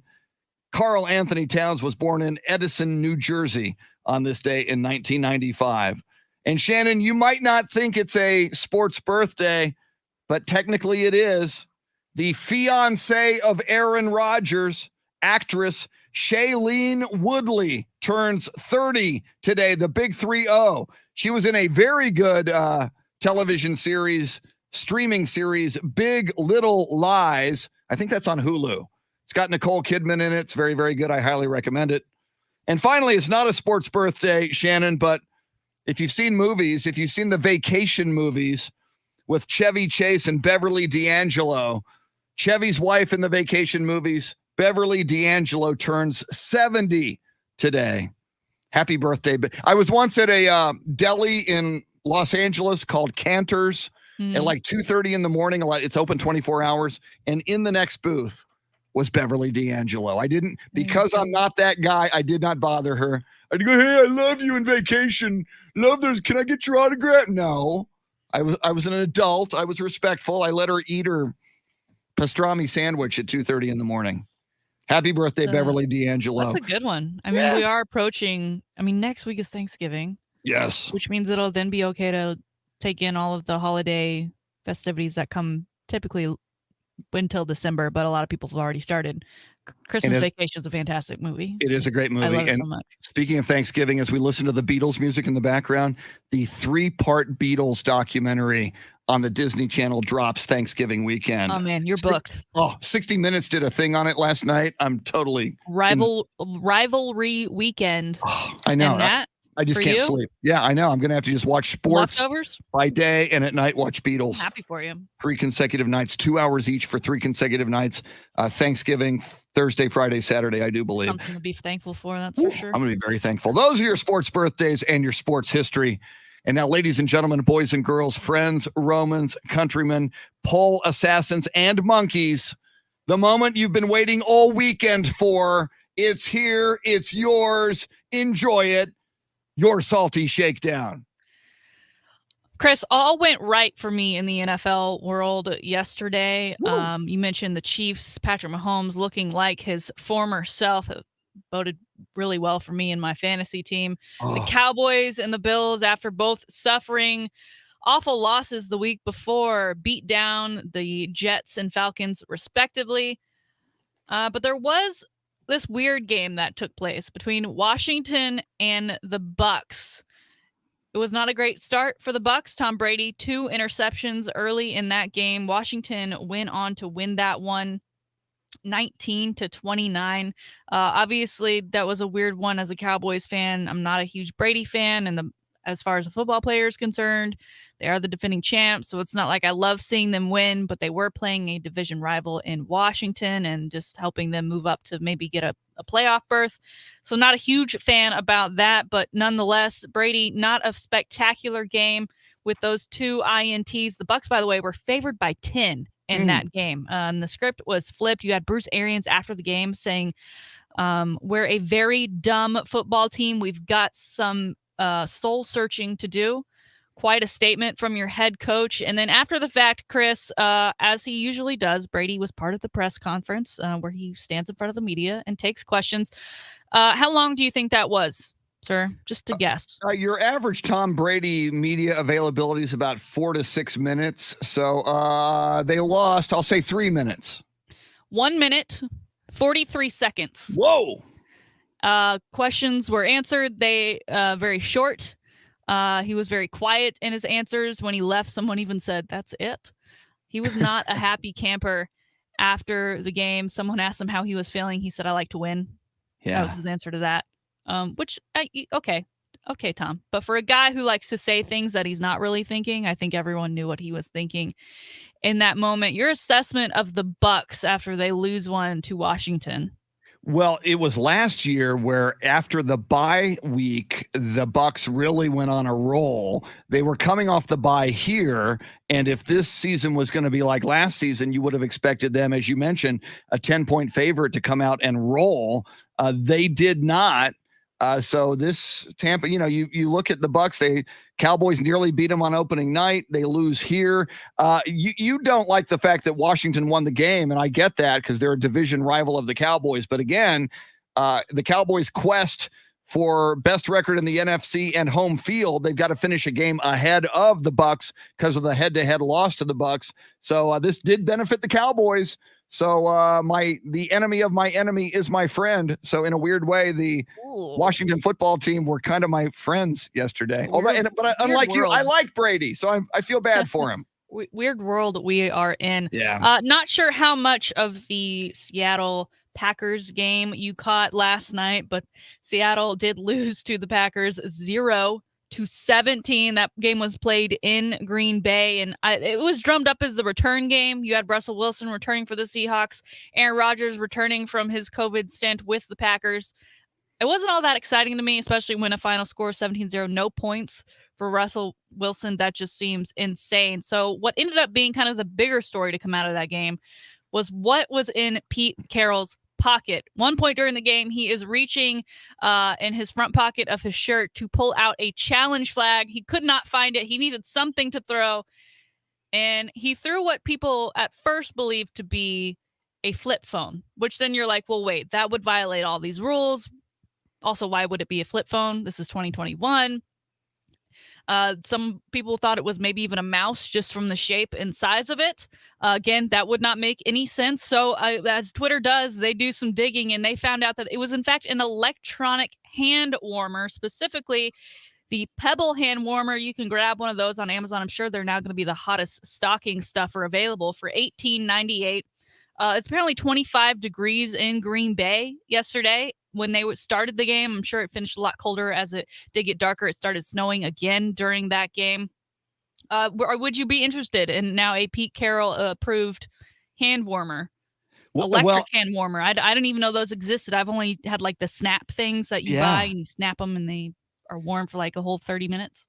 Well, as you know, Pete Carroll led USC to the national championship that had to be vacated, Reggie Bush. But so I'm a Pete Carroll fan. I had during the Spurs-Lakers broadcast, I had that on the TV screen. I saw that moment and I thought it was a phone. And I thought, wow, he's going to get in trouble. You're not supposed to have a phone on the... Signs are coming. It looked like a phone, but an electronic hand warmer, which makes you wonder as well, though, aren't you supposed to be tough? I mean, in the cold, aren't you supposed to be able to handle it? Yeah. I don't know. Wear like more layers. I don't know. But that's what it ended up being. Again, that was a Pebble hand warmer. For those that are interested on Amazon for $18.98. Finally, sir, I did not know this, but I saw the headline that Shaq's Big Chicken is adding another restaurant space to his already existing restaurants. He's got one in Vegas and Glendale. The New York Islanders are opening up a new arena, and Shaq and Big Chicken will be in section 206.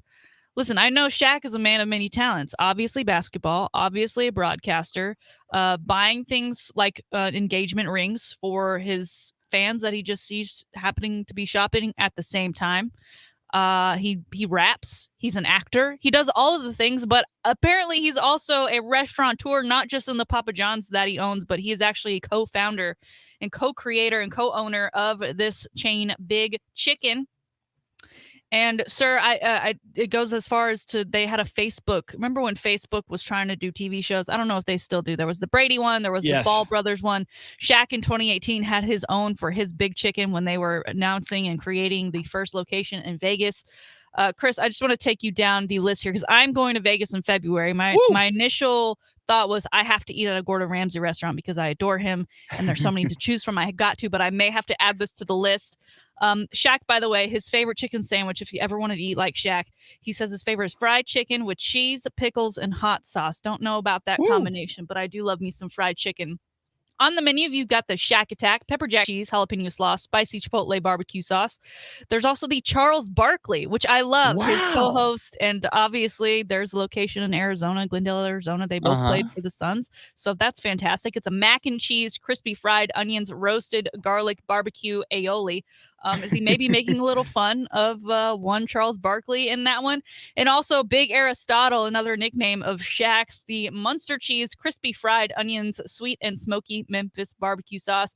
There's also, of course, chicken tenders, specialty time shakes, and also adult milkshakes, which are always delicious. So I think I may need to stop by. I didn't know. Did you know he had a restaurant called Big Chicken? I did not. I love it. As you describe it to me, I love it. I wish we'd get one down here. Concept. Yes. So hopefully the news of this new expansion coming to the new Islanders arena just creates waves for him to open up more in the future. I mean, he's been to, don't they come down for the Final Four, right? Yes. That's true. Yes, they do. So he knows San Antonio. Why not put up shop there? There it is. Today's Salty Shakedown. Outstanding Salty Shakedown. And Shannon, people who know their Shaq history know that he went to Cole High School in San Antonio on the base of Fort Sam Houston. So, I mean, and I know he's got buddies that they had a Cole High School basketball reunion once a number of years ago, and Shaq came down for that. So he's got high school buddies here who he played basketball with. So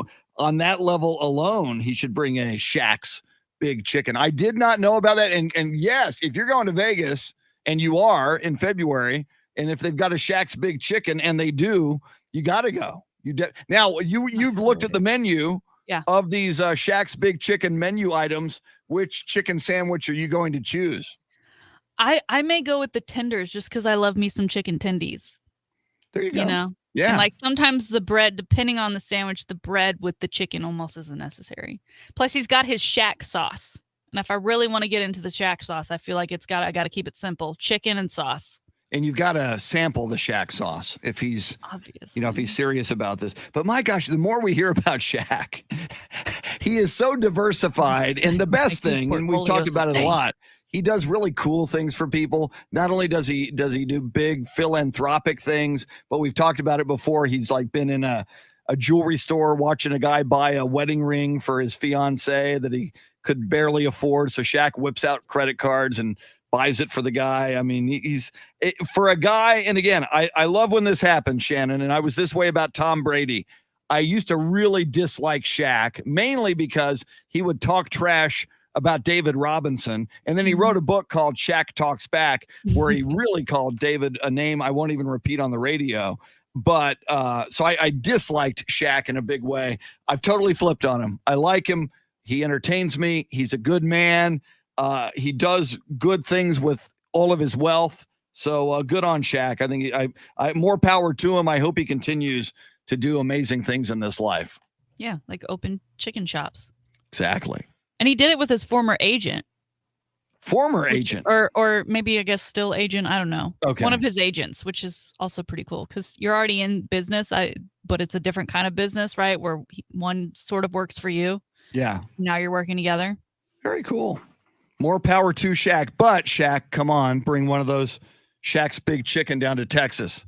One in Austin, one in San Antonio. I love fried chicken. And we'll be happy. Coming up, big 8 o'clock hour, the undefeated head coach of the UTSA Roadrunners, Jeff Traylor, going to join us just after 8:30. Your chance to win $1,000 at 8:20. We'll talk NFL football coming up on the Chris Duel Show.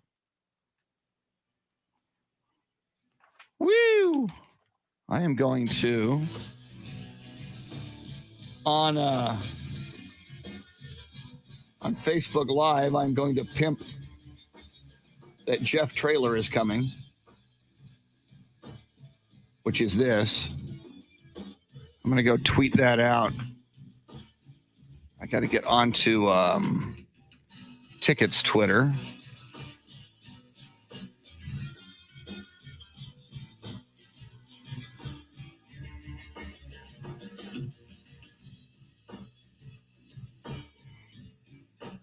Then I need some ice, baby, for my iced tea.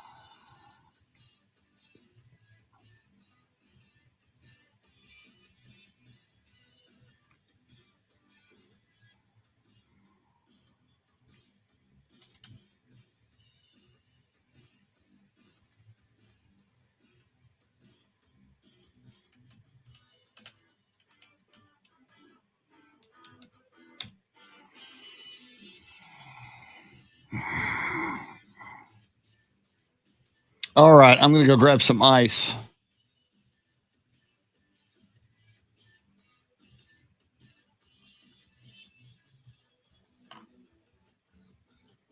Robert Armstrong, welcome in.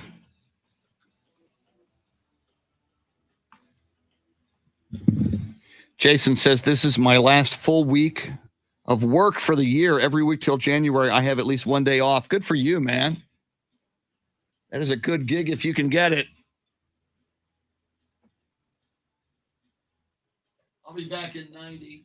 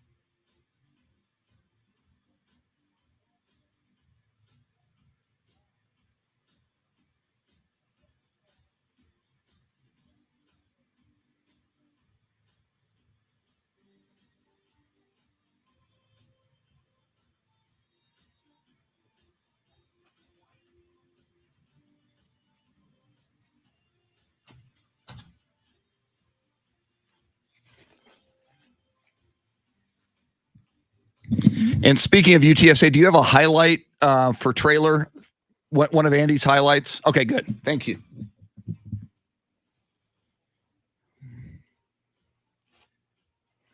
John Williams says, happy birthday, Michael Strahan. I missed that one, John.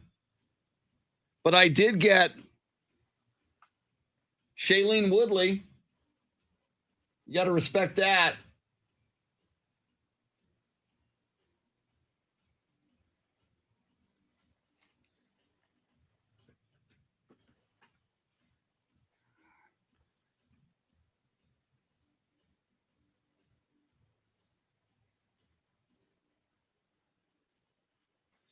Shannon, we'll go down the list of your show prep here. So you got a lot of good things we haven't gotten to yet. So just to simplify, we'll just look at that list and go down.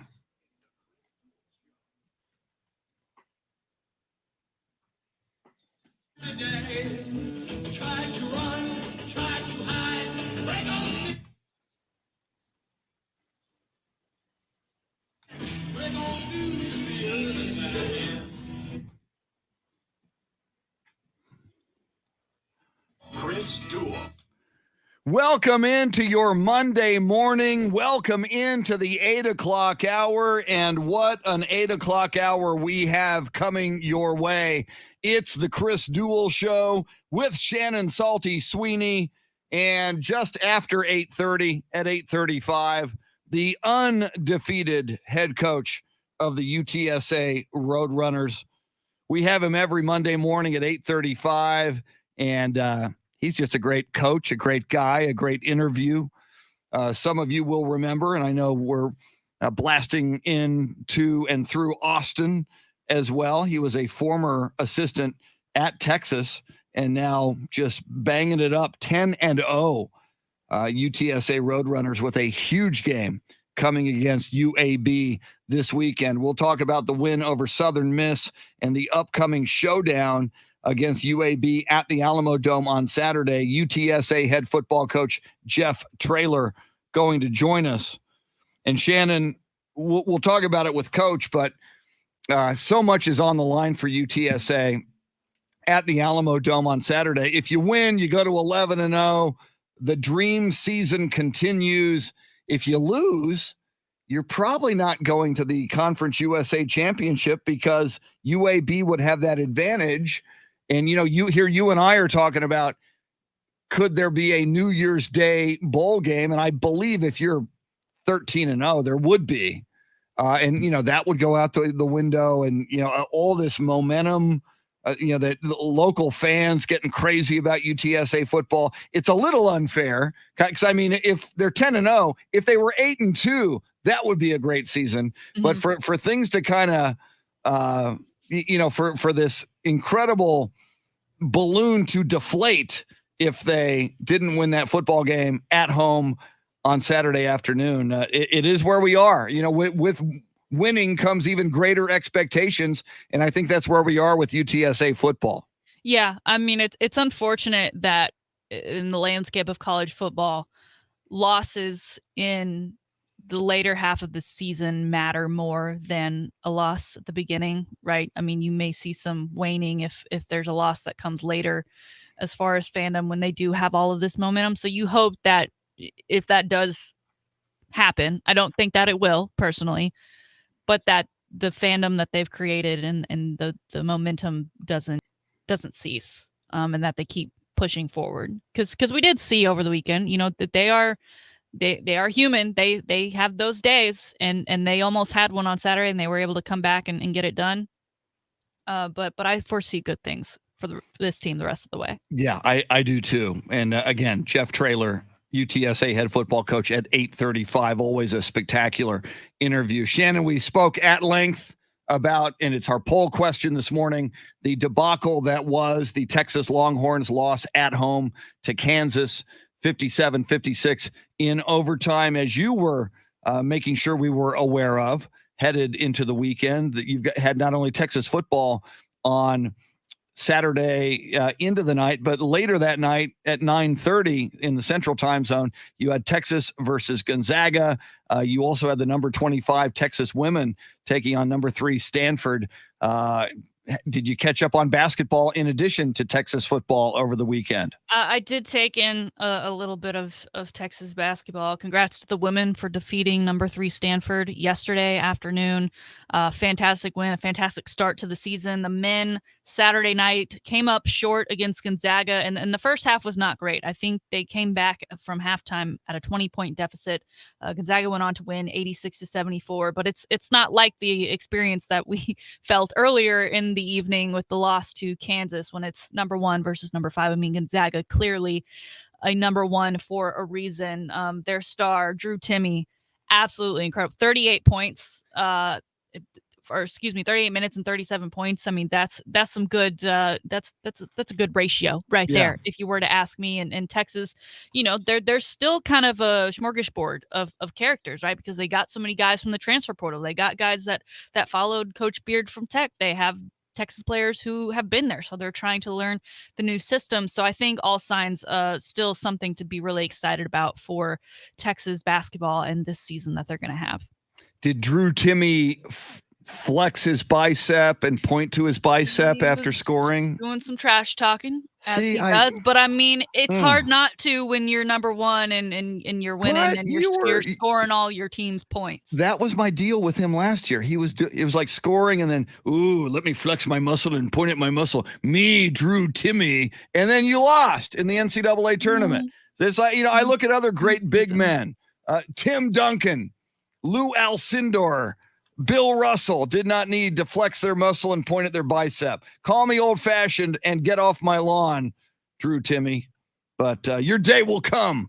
And by the way, good, I wanted Texas to win, obviously, at Gonzaga, but an opportunity for them, as you say, early in the year, they need to mesh. They can measure themselves, and they did against arguably the best team in the country. So, well, and this is a home-and-home series, so we will get Gonzaga at home in the brand-new Moody Center Arena come next year. So I'm sure that will be a tough ticket to get.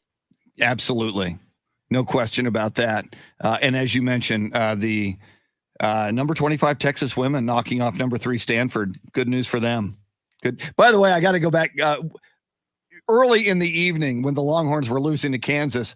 I don't remember specifically. You had a tweet along the lines of, "We're a volleyball school." You had something very, swimming very funny. and diving. And then I had people that were like, "Well, what about volleyball? What about soccer?" I'm like, "Have you seen the stats of our swim? I mean, we have back to back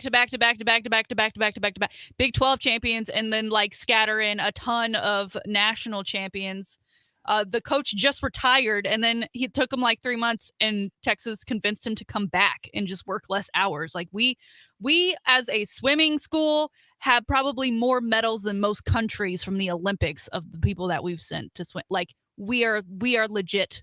And I'm not trying to take away from volleyball or soccer or any of the other programs that find success. I'm just saying swimming school and diving school more so than a football school at this very moment. There you have it. There you have it. And kind of an interesting story. I know someone said you were talking about the football weekend. Somebody on our live video feed said, "Hey, the Texans didn't lose this weekend." Well, that's true. The Texans didn't lose. They had a bye. Well, and the Detroit Lions, they played and they did not lose this weekend. That's right. They did it, you guys. I believe it's after 12 weeks, they did not record a loss because they recorded a tie with the Steelers, who were without Big Ben. That was crazy, right? Yeah. I believe he is vaccinated, but he had symptoms. He reported them himself, which kudos to him because he could have tried to hide it or whatever. Not sure what the testing schedule was like, but he reported his symptoms. He then tested positive, so he was unavailable for the Steelers. I don't know if you're a Lions fan and all you want is a win, all you just want something to hang your hat on. Is this even it? Is this enough? Or you're like, this is almost worse than a loss. And they had I was watching the end of that game. They had a 47-yard field goal missed. They had an opportunity to win it in overtime. And Jared Goff, some turnovers, some interceptions. Oh God. And the history of that Detroit Lions team. I was just looking at him. It's like, you got to like change the logo. You got to like change. It is such a change curse. Location. If any team should be moving in the NFL next, I would I'd vouch for them. It is a cursed franchise. And they still play on Thanksgiving because it's tradition. I mean, it may be time to rethink that as well. Yeah. Yeah. At least they're not playing the Cowboys this year, are they? Cowboys No, I think the last time they played, that was one of their few wins of the season was against the Cowboys. And we'll get into the Cowboys. Cowboys now they didn't decide. Fate will have it that they take on the Kansas City Chiefs. And you mentioned Patrick Mahomes as your fantasy football quarterback. He went nuts last night. What was it? 5 touchdowns and 400 and something yards. Yeah, five tutties. I played against him in my fantasy league. I lost I was winning my darn game, and I had to take on Patrick Mahomes. So I'm toast.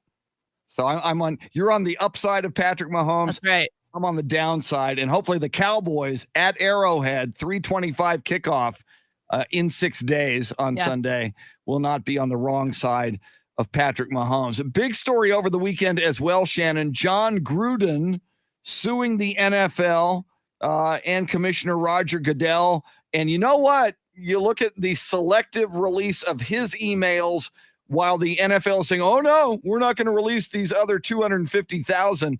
I think John Gruden has a case here. I think this is going to be very interesting to see how it plays out. Yeah. Do I think he has a case? Absolutely. Do I think that is somehow going to restore his public image? No, because it's almost like he's saying, well, they released my bad emails, but they did not release the good emails of which I praised players and all the people that I was derogatory towards in these emails that I then praised in these emails. This isn't some sort of, balancing act that one outweighs the other. Like, you did do what they released. It just, for whatever reason, it does feel like they kind of came for you. So I guess this is more about money, since he's not going to be able to sign another $10 million contract a year at either ESPN or in the NFL. But very interesting. And I believe we haven't heard much from him right after the fact, he resigned. But one of the things, I felt like it was almost a threat, the way he said, there'll be more. He's not done. Well, so I think this is going to get a lot uglier. And I wouldn't be surprised if more emails are released. Well, and that's obviously what in the lawsuit, I'm sure. And you have had calls by other people saying, hey, release all the emails in that investigation into the Washington football team. And you think about all those emails, Shannon, and all those personalities and probably multiple NFL owners communicating with owner Daniel Snyder. And the odds are, I believe, high. I mean, who among us would want all of our emails made public? Hopefully we don't say the reprehensible and racist things that John Gruden said and the misogynistic things and the anti-LGBTQ community things that he said. But most people, when they think they're having a private conversation, expect privacy in that conversation. And most people don't realize when they're sending an email, especially on a company server, that someday those emails could be made public. And I think that's ultimately when this goes to the courts. And yes, you're right. John Gruden said awful things and deserved to be blown out for them when they came to light. But I imagine, and just law of averages would say, there's got to be some very, very embarrassing, if not damning, emails to some high-profile people among those emails that were reviewed. Well, and not even just those, but Gruden, obviously the sender of those emails, I don't know if he still has access to all of those files, given that he no longer works for ESPN, but I'm sure he has some personal email that he's exchanged conversations with higher up folks at one point or another. And what if he's got something and he's like, if you want to play games, yeah, I think it's going to get really messy from here on out. We will certainly keep an eye on that. In a few moments, we're going to give you an opportunity once again to win $1,000. You get that shot every hour at 20 after the hour. And to be clear, someone does win $1,000 every single hour, which is tremendous. Just want to remind you, coming up in just a few moments after the bottom of the hour, Jeff Traylor, the undefeated head football coach at UTSA. Roadrunners get the win at Southern Miss. It was tighter than most people thought, 27-17, a huge showdown with the conference championship sort of on the line. for all intents and purposes at the Alamo Dome against UAB on Saturday. We'll get into all that with Coach Jeff Traylor. But right now it is 8:20. Time for the Grand in Your Hand cash contest. You're going to get a keyword. We'll tell you where to text it, and you're in the running for $1,000 right now. Here it is. Now, your chance to win $1,000. Text the nationwide keyword cash to 200-200. You'll get a confirmation text and info. Standard data and message rates apply in this nationwide contest. That's cash to 200-200. Cash is the keyword. We wish you the best of luck again on the 20s all day long into the night till 9:20 tonight. A chance to win $1,000 every single hour, and somebody wins every hour. All right, Shannon, it was late in the week. Last week, we reported on Cam Newton signing with his old team, the Carolina Panthers. And most of us expect when one of these high-profile guys signs with the new team, you don't expect that he's going to, A, have much of an impact the first game back if he plays at all, much less score touchdowns the first 2 times he touches the ball. And against an Arizona Cardinal team that was heavily favored in this game, even though they were without Kyler Murray. Yeah. What did you think about the second coming of Cam Newton with the Carolina Panthers? I honestly did not realize he was even going to suit up for this one, given just how quickly he got on that team and how close it was to game day. And then obviously he's played there before, but it's a new staff. So, who knows how much of that playbook has remained the same. But it's certainly exciting. I mean, you got all the things that you love about Cam Newton. I didn't see his game day fit yet. I need to go look at that because that is one thing that I love about having him back in the league, or the outfits that he wears to games. But obviously electrified that offense and did what he did. It was he ran that touchdown in the corner and he took his helmet off, so he's going to get a fine for that. And started screaming, "I'm back," which is like, okay, maybe tone it down, just a notch. I know it's the Cardinals, but again, they were without Kyler. I know they did it last week without Kyler, but that not everything's going to work out all the time. And Kyler just looked miserable on the sidelines, I might add. I mean, you could tell he wanted to be out there, and he was a game time decision. Well, and again, what I love, that win by the Panthers over the Cardinals, 34-10. That was at Arizona, by the way, at Glendale. Benefits the Dallas Cowboys. Arizona, that's their second loss. They're 8-2. They've got a bye still upcoming. The Cowboys are 7-2, and the Cowboys will play the Arizona Cardinals, so they'll control their own destiny against the Arizona Cardinals coming up. But Cam runs for a touchdown, throws for a touchdown, and just on a personal level, Shannon, for Cam Newton, I mean, some people don't like him, some people like him, some people are somewhere in the middle. It was when he was released by the Patriots. I mean, first of all, when he was released 2 years ago by the Carolina Panthers, when his own coach then goes to the Washington football team, Ron Rivera, and doesn't want him, that kind of spoke volumes. And I think that sent a message to the rest of the league, because Washington was in the market for a quarterback. He didn't take Cam with him. Cam winds up going to the New England Patriots. It's a lackluster year a year ago for Cam and the Patriots. And then this year he's released after training camp by Bill Belichick. So then you had two of the best coaches in the league, Ron Rivera and Bill Belichick, giving up on Cam Newton. So I think he had to wonder, and I started to wonder, will he ever make his way back into this league? Is he tainted goods? Is it over for him? So for him to come back in front of a fan base where he spent the vast majority of his career and took them to a Super Bowl, although they lost it, and for him to have a great opening day return to the Panthers, I'm happy for the guy. I'm glad this worked out for him. Yeah, and I'm looking forward to watching him the rest of the season, and it'll be interesting to see what comes of it. Again, he got a 1-year deal. Sam Darnold, started the season pretty well. It looked like it was going to be a great fit. He gets injured, so we'll see if Cam may or may not end up in a similar situation that he found himself in New England come next season. And meanwhile, I mentioned that it benefits the Cowboys that the Arizona Cardinals lost. But I mean, you look at it's going to get real for we're going to find out a lot about the Cowboys. First of all, on Sunday at Arrowhead Stadium, where, as we mentioned last night, Patrick Mahomes and the Chiefs annihilate the Las Vegas Raiders in Las Vegas. So the Cowboys have that game, then a quick turnaround Thanksgiving against the Raiders, the two teams that played last night. Cowboys get them back-to-back. Then at the Saints, not easy. Then at the Washington football team, now they're good.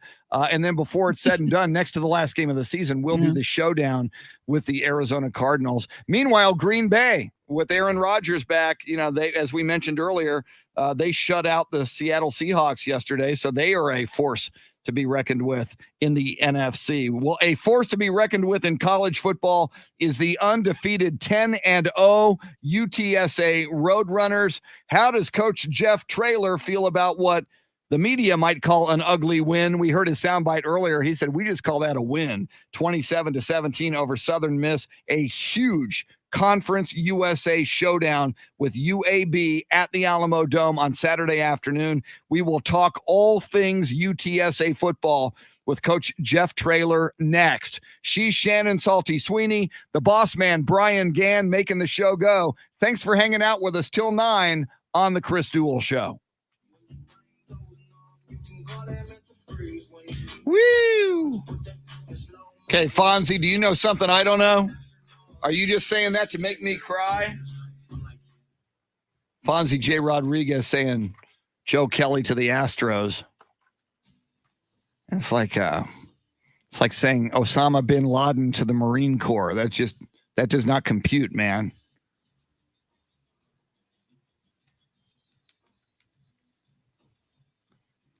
You got me concerned.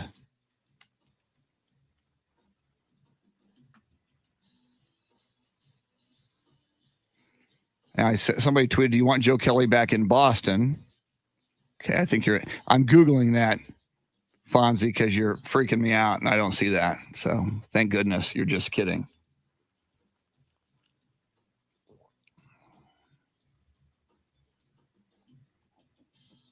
All right. Just messing with you. Thank you. I don't think the Astros would take him after what they've been through. Coming up, UTSA head football coach Jeff Traylor going to join us.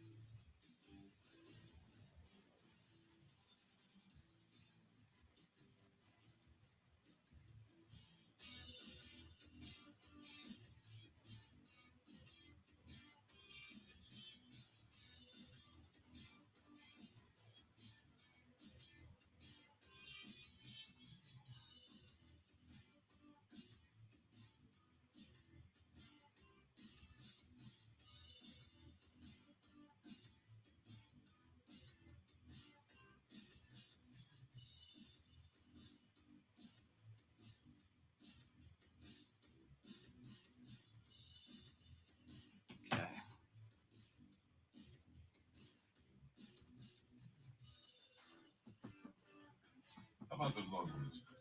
Pretty amazing. God, I can't even wrap my head around it. It's ridiculous. Yeah. God. Yeah. So Brian gave himself a job promotion? Yes. It's a crazy business. Hey, don't forget, because of the short week next week, send me your commercials for the week after Thanksgiving. Yeah. If you can by this Friday. Oh, I will. Yeah. Yeah. So I sent you the I got those it. yesterday, and then, Yeah, so then I'll. I figured you recorded when you were doing Spurs. Yeah, that's what I did. I meant to get to them earlier, and I the week kind of got away from me. It's all But good, sir. It's all yeah. good. Other than that, anything else? How you feeling about the Spurs? The way that it was yesterday, it seemed like the Lakers are toying with them and letting them say, okay, let's let them catch up a little bit, then we'll turn around again. Mm-hmm. Time after time after time. So with Pirtle out, though, Pirtle does make a big difference. He was playing really well. He was playing really well. Best I've seen him before. Yes. I think that the Spurs, I predicted that they were going to be at least 500 this season before the season began. Yeah, me too. I thought right around. Right now, the way they're going, I think if they win 33, 35 games, that's about it. Yeah. Can't get into the lottery pick, you know. Yeah, I think they're going to improve. I think they're going to learn how to win some of these tight games. Yes. So for every tight game that they've been in, they haven't won. Well, I mean, they did beat Milwaukee, and I understand that. They did win opening night against Orlando. They did beat the Kings, but that wasn't a close game, though. Right. They've gotten blown out, 3 times now, I think? Now 3. Yeah. Indiana. Indy, Dallas, and Lakers. Yeah, the game against Dallas the other night. That didn't go down. So, 3 now that they've been out of it. Yeah, about those guys. Yesterday was as close, maybe as close to a perfect half of football as I've ever seen it. Yeah. However, Yes. Kansas City now is back. So that's going to be huge. If they can win that one at Arrowhead, they're Who did they play on Thanksgiving Day? Raiders. Oh, okay. Yeah. So the 2 teams that played last night, KC and the Raiders, those are the next 2 Cowboy opponents. Yeah, and then you've got, I just looked next to the last game of the season is Cardinals. So, I mean, you kind of, other than Green Bay, if you hope Green Bay loses a couple down the stretch, but you kind of control your own destiny now. Murray and McCoy out. Who's the quarterback for the Cardinals? I don't know who, with McCoy out, I don't know who their third one is. Yeah. All right, man.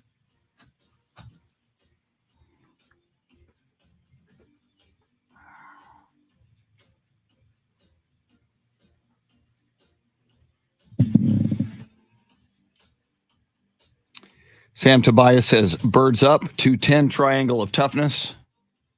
Amen. Let's see here. I need to pull up the box score.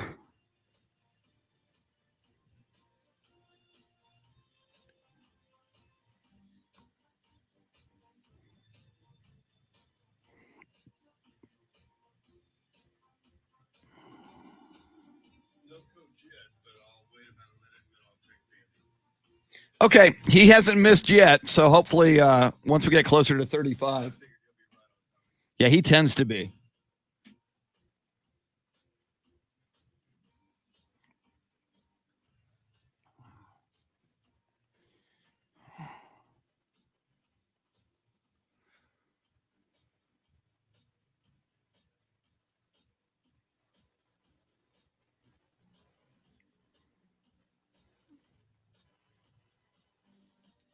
Axel J. Miller says, don't be kicking my Raiders while we're down. I feel so bad for the Raiders, Axel. You know, they've got so much that they're dealing with. And they got a lot of talent. You know, if they could have gotten that win last night, record-wise, they would have really had a huge advantage over the Chiefs.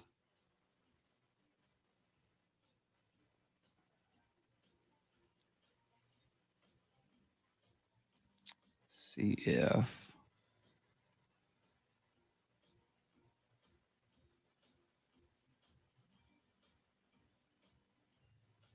there he is. He's calling in right now. Jeff Traylor is calling in as we speak. He has never failed us, even though he's now a huge deal.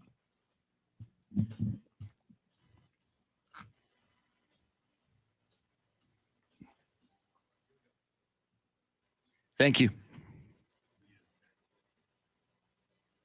Thanks.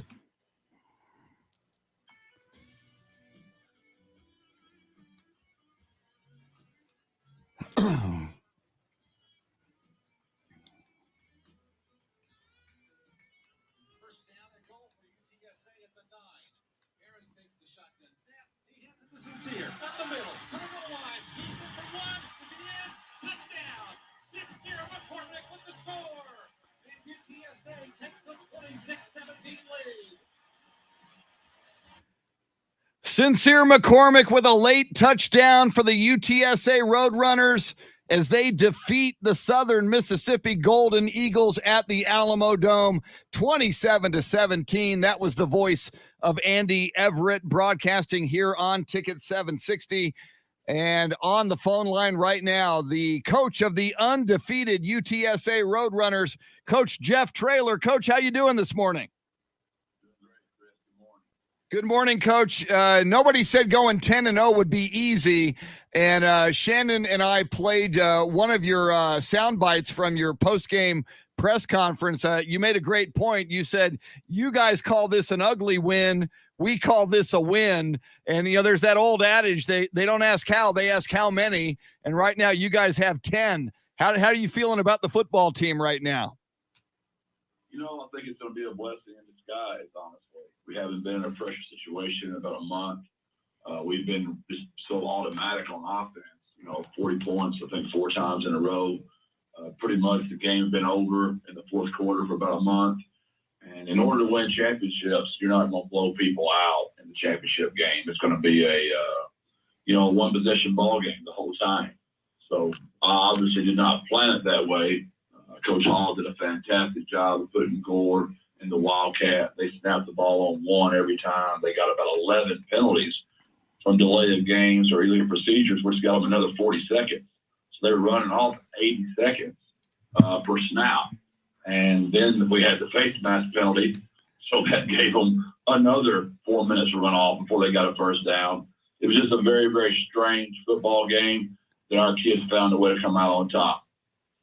Well, it seemed like you certainly had a 12th man in the crowd during that game on Saturday, particularly from the student section. You even showed him some love on Twitter after the fact and said that you'd be passing out free food yet again. You did Tiff's Treats last week. Do you have an idea of what you're passing out this week? Because I like to say if it's free, it's for me. So I'm all about the free food. And I love that you, as the head coach of this 10-0 football program, are taking the time to get on campus and mingle with the students. I've said it before. I've got 3 kids that are about that age, and I just know what it's like to be a college student because I'm having to, live that as I pay for kids' college right now. So I understand what that's like, and those kids have been so fantastic for us. Again, they were just amazing. The entire Alamo Dome, it was as loud as any crowd. I told my son, who coaches for the Saints, I told him, I said, Jordan, it was literally like coaching at the Superdome. I mean, it was that loud in that place Saturday, and I think it had a ton to do with all the penalties. UTSA head football coach Jeff Traylor with us. And, Coach, you talk about how loud it was on Saturday, and you talked about this in your post-game press conference, a huge game coming up at the Alamo Dome this weekend against UAB. I mean, you look at the standings and, they're just a game behind you in Conference USA. If they were to get the win, you'd have the same record in conference, but they would have the head-to-head victory, which obviously goes a long way toward getting to that Conference USA championship game. How important do you think that crowd is going to be on Saturday when you guys take on UAB? It'll be huge for us. You heard me say in my post game, and I really feel strongly about this. To be a champ, you've got to beat the champs. And they've won it 3 years in a row on our side. They're a very, very well-coached football team. They're extremely big. They're extremely physical. And both of us have done nothing more than the other team has so far. We've both put ourselves in position to control our own destiny. We've done nothing more than they have, and they've done nothing less than we have. We both are at the exact same spot, which seems kind of ironic when you're 10-0 and they're 7-3. But factually, there is no difference in where we both are right now. Coach, I saw you post a picture with one Coach Greg Davis. Of course, folks down in Austin know quite a bit about the man who was part of that championship run. But tell us a little bit about your relationship with him. And you said he spoke to the players. What kind of wisdom did he provide for them? Well, Greg's just one of those unique coaches in life that has an unbelievable perspective on how much larger the game of football is than just football. And when I was just a simple high school coach in Gilmer, Texas, he was the offensive coordinator for, one of the greatest runs in the history of college football. He treated me like I was the most important person in the world. It didn't matter how much time I wanted of his. He always marked off at least an hour and a half with the high school coaches. He treated every one of us like we were their assistant coaches. And he's a dear friend of our program. He's a great mentor for me. I've called him many, many times just for wisdom. He always takes my call. He always talks me through things. And he did a great, great job that night in our devotion. And it was an honor to have him come speak to our kids. And Coach, you talk about that back when you were at Gilmer High School and having, someone on the college level, treat you the way he treated you and give you the time that he gave you. Now that you are a Division I college football coach and now one of only 3 that is undefeated, I mean, how has that informed the way you operate and the way you relate to and with high school football coaches now that you're the head coach at UTSA? Well, I could also give you many colleges, they didn't even know our name. When we'd show up, they would call us maybe Gilmore, not Gilmer. Small things, right, that I'm very, very attentive to on our staff, like Atascocita. I want to make sure everybody on our staff knows how to pronounce Atascocita. I don't want somebody mispronouncing someone's school name. It means a lot. It's very important to those high school coaches that we know things about them. And it's not a coincidence that David Snow, Curtis Brown, Clayton Tefteller, Chris Boyd, many, many players from my high school went to play for those guys. Because I know how they treated me. I knew how they were going to treat my players. Well, and you're certainly putting on an impressive season for those high school coaches that are watching. And you did something on Saturday that you haven't really had to experience much this year, which was to come from a tie and win a game that I think a lot of people maybe thought would go a little bit more the Roadrunners' way. I'm looking at the stats from the game. The difference in time of possession was about 15 minutes in favor of Southern Miss. Is that something you'll look to kind of overcorrect a little bit in favor of the Roadrunners as you get into this weekend to kind of help control the pace of the game and get it played the way you want it done? There's nobody else going to do what they did, Shannon. I mean, no one else is going to snap the ball on one, get penalties intentionally to burn another 40 seconds. It's just not going to happen again. They were 1-9. We were undefeated. Coach Hall was doing what he thought was best to give his kids a chance. I know Bill Clark, he's not going to play football that way. He's fixing to play football the UAB way. So I don't think we're going to have to worry about that. Our defense was fantastic.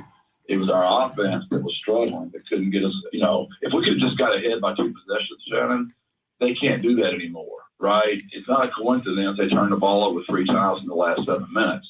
They got down by 2 scores, and then it's over. They can't keep playing that way. So I know Bill won't play that way. And I for sure know Central Trail's not going to play that way. They'll be playing for a bowl game that week when they play us, and they're going to play real football. They're not going to play like that. Talking with UTSA head football coach Jeff Traylor, and of course he's talking about this Saturday's game at the Alamo Dome against UAB. And Coach, you said this at the outset with us, that game against Southern Miss may be a blessing in disguise because it did go down to the wire. I think, you guys were favored by 30 plus to win that football game at the Alamo Dome. If you guys did that, I would imagine, it's human nature, and these are 18 to 22-year-olds. Everybody be feeling pretty good about themselves headed in to the UAB game. I think maybe, a slap in the face and maybe a gut check, which you guys certainly had in the second half and in the fourth quarter. How much do you think that will benefit you now going up against UAB in, as you describe, a game where you both come in pretty much in the same position? Yeah, I couldn't agree more. I don't care what anybody says. and you come out and throw a pick six on your first possession of the second half, and you're down 17-10, or 17-17 with 5 minutes left in the ball game in front of a home crowd that's been fantastic for you, there's an extra little feeling in your gut. We can all deny it. I think y'all felt it. I think we all felt it. That's good for us. That's the best way to learn to play championship football. It's also, if you think about this, the way we're built, it's not a coincidence that at Triangle of Toughness, the first thing we always talk about is defense. You can't win championships without being great on defense. I've been out here in football practice before on offense and going on air. 11 on 0. Let's move the ball 80 yards on air, and we've had trouble scoring before. It's just sometimes it's one of those dang games where you just can't get out of your own way. But you can always play great defense. You can always kick and cover the football. And if you do those two things, it will always give you a chance to win the football game in the fourth quarter. And that's what we've done a fantastic job of in our 22 games together. We show up and play great defense every single Saturday. And Coach, UAB, as you describe, on this side of the conference, they've won 3 in a row. Absolutely, as you said, to be the champion, you've got to beat the champion, which makes Saturday's game all the more important and all the more meaningful. What problems will UAB present? You talk about Southern Miss and Frank Gore Jr. and their ability to manage the clock and run that football. What is the calling card of UAB? What things, especially defensively, are you guys going to have to stop?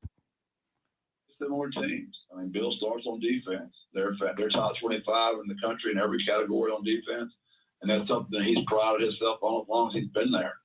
Offensively, they're going to run the football downhill and then throw it very deep over your heads. Very similar to us. We're going to try to run the football at you with sincere and throw it over your head to our 3 great receivers. Special teams-wise, they're really good. They're so talented, and they're a typical – he's a defensive head football coach. So his teams are really good on teams. The biggest difference is, and I know I keep saying it, they're used to winning championships. To win the first one is always the hardest one. Do we have the leadership on our single-digit guys and our leadership council to get the first one in our school history? I feel very strongly our leadership council and our single-digit guys are prepared to take this next step. But to be the champ, you got to beat the champ. And to be a champion as well, you need championship fans. And as Coach describes, the fans brought it in a big way this past Saturday against Southern Miss, but never been a bigger one for the UTSA Roadrunners in the Alamo Dome than there will be this Saturday at 2:30. If you're anywhere in the great state of Texas, get to that game, 2:30 kickoff at the Alamo Dome. For an opportunity to really entrench themselves in a trajectory for the Conference USA Championship game, UTSA versus UAB. And don't forget, Wednesday night, the Jeff Traylor show at the Sandbox near UTSA. And Coach, I think I heard Andy Everett on the game broadcast Saturday say that's going to be an hour later than usual. It's usually 7:00. I believe that's going to be 8:00 Wednesday night at the Sandbox, UTSA Boulevard. We bring it to you on Ticket 760, but if you can, get out there with the fans, see Coach Traylor, see Andy Everett, and sample the highly recommended brisket tacos at the Sandbox. Coach Jeff Traylor, congratulations. Have a great week of practice. Have a great game on Saturday. We will be watching and listening and rooting for you guys. Congratulations, and keep a good thing going, Coach. Thanks. I'd also like to add it's senior day that day, right? There were having 4 of our seniors, some of those super seniors that have believed in us since the day we got here. And what a great tribute it'd be for that place to be packed to cheer for those kids on Saturday. Thank y'all so much. Chris, Shannon, y'all been wonderful all year. God bless and birds up. Amen, Coach. God bless and birds up. And as Coach says, with senior day, all the more reason. You look at the journey that these seniors have made at UTSA. They've seen the lows and now they're seeing the highs. And yeah, get out there to the Alamo Dome, honor them, honor this entire football team. There is something very special and very historic. And Shannon, I've been saying it, this could be a season that they'll be talking about 100 years from now. I mean, Yep. It's such a rare. I mean, look, Oklahoma lost last week. Now we're down to 3 undefeated teams. It's so hard to go undefeated, and UTSA still has a shot. And why not jump in there and help them and root for them at the Alamo Dome? Absolutely. And I'm thinking now you and I messed up. Uh-oh. And so next time I'm in town, we need to go to the Sandbox. I know. Yeah. How did we miss that? I don't know how that just went over our heads, but we need to write that down. All right. Sandbox and brisket tacos. Yes. And Andy Everett will buy them. Andy Everett will buy us brisket tacos. He would love to. And pitchers of beer. And even we won't even tell him he's buying them. We'll just go to the bar. We'll go, oh, yeah, this is on the Andy Everett tab. As soon as he's done. No, he has one. I'm sure he did. Exactly. He's Andy Everett. He's like the Elvis of UTSA athletics. All right, Shannon, from UTSA football to Texas Longhorn football, it was our poll question this morning. How would our listeners and viewers characterize what happened on Saturday night? Plenty of votes coming in because everyone loves to talk Texas, no matter how good or bad they are playing. And right now, it is certainly bad. Asking you just how bad the recent loss to Kansas was. 36% saying worst loss ever, 35 saying horrific, 13 saying jaw-dropping, and 14 saying no big deal. The no big deal people. You gotta like their attitude. Clean. No big deal. Yeah. All right. Speaking of the Longhorns, tomorrow on the show, Shannon, as you know, we will sift through the ashes of where we are with the Longhorn football program. Taylor Estes of Horns 24/7 tomorrow just after 8:00. Yeah. Taylor's always great, and I'm sure she'll have plenty of insight. And like I said, the presser today with Coach Shark, it's a big question mark how Bijan Robinson, who is a highlight of that team, is feeling after he left with an arm injury on Saturday night. Shannon, great job as always. Thank you to you. We'll do this again in 21 hours. Let's do it. I may or may not be in a new studio, so we'll see. Woo. We will see. It's going to be an adventure. Our thanks to Brian Gann, the boss man, Coach Jeff Traylor. You have yourself a great Monday. We will see you mañana. Adios.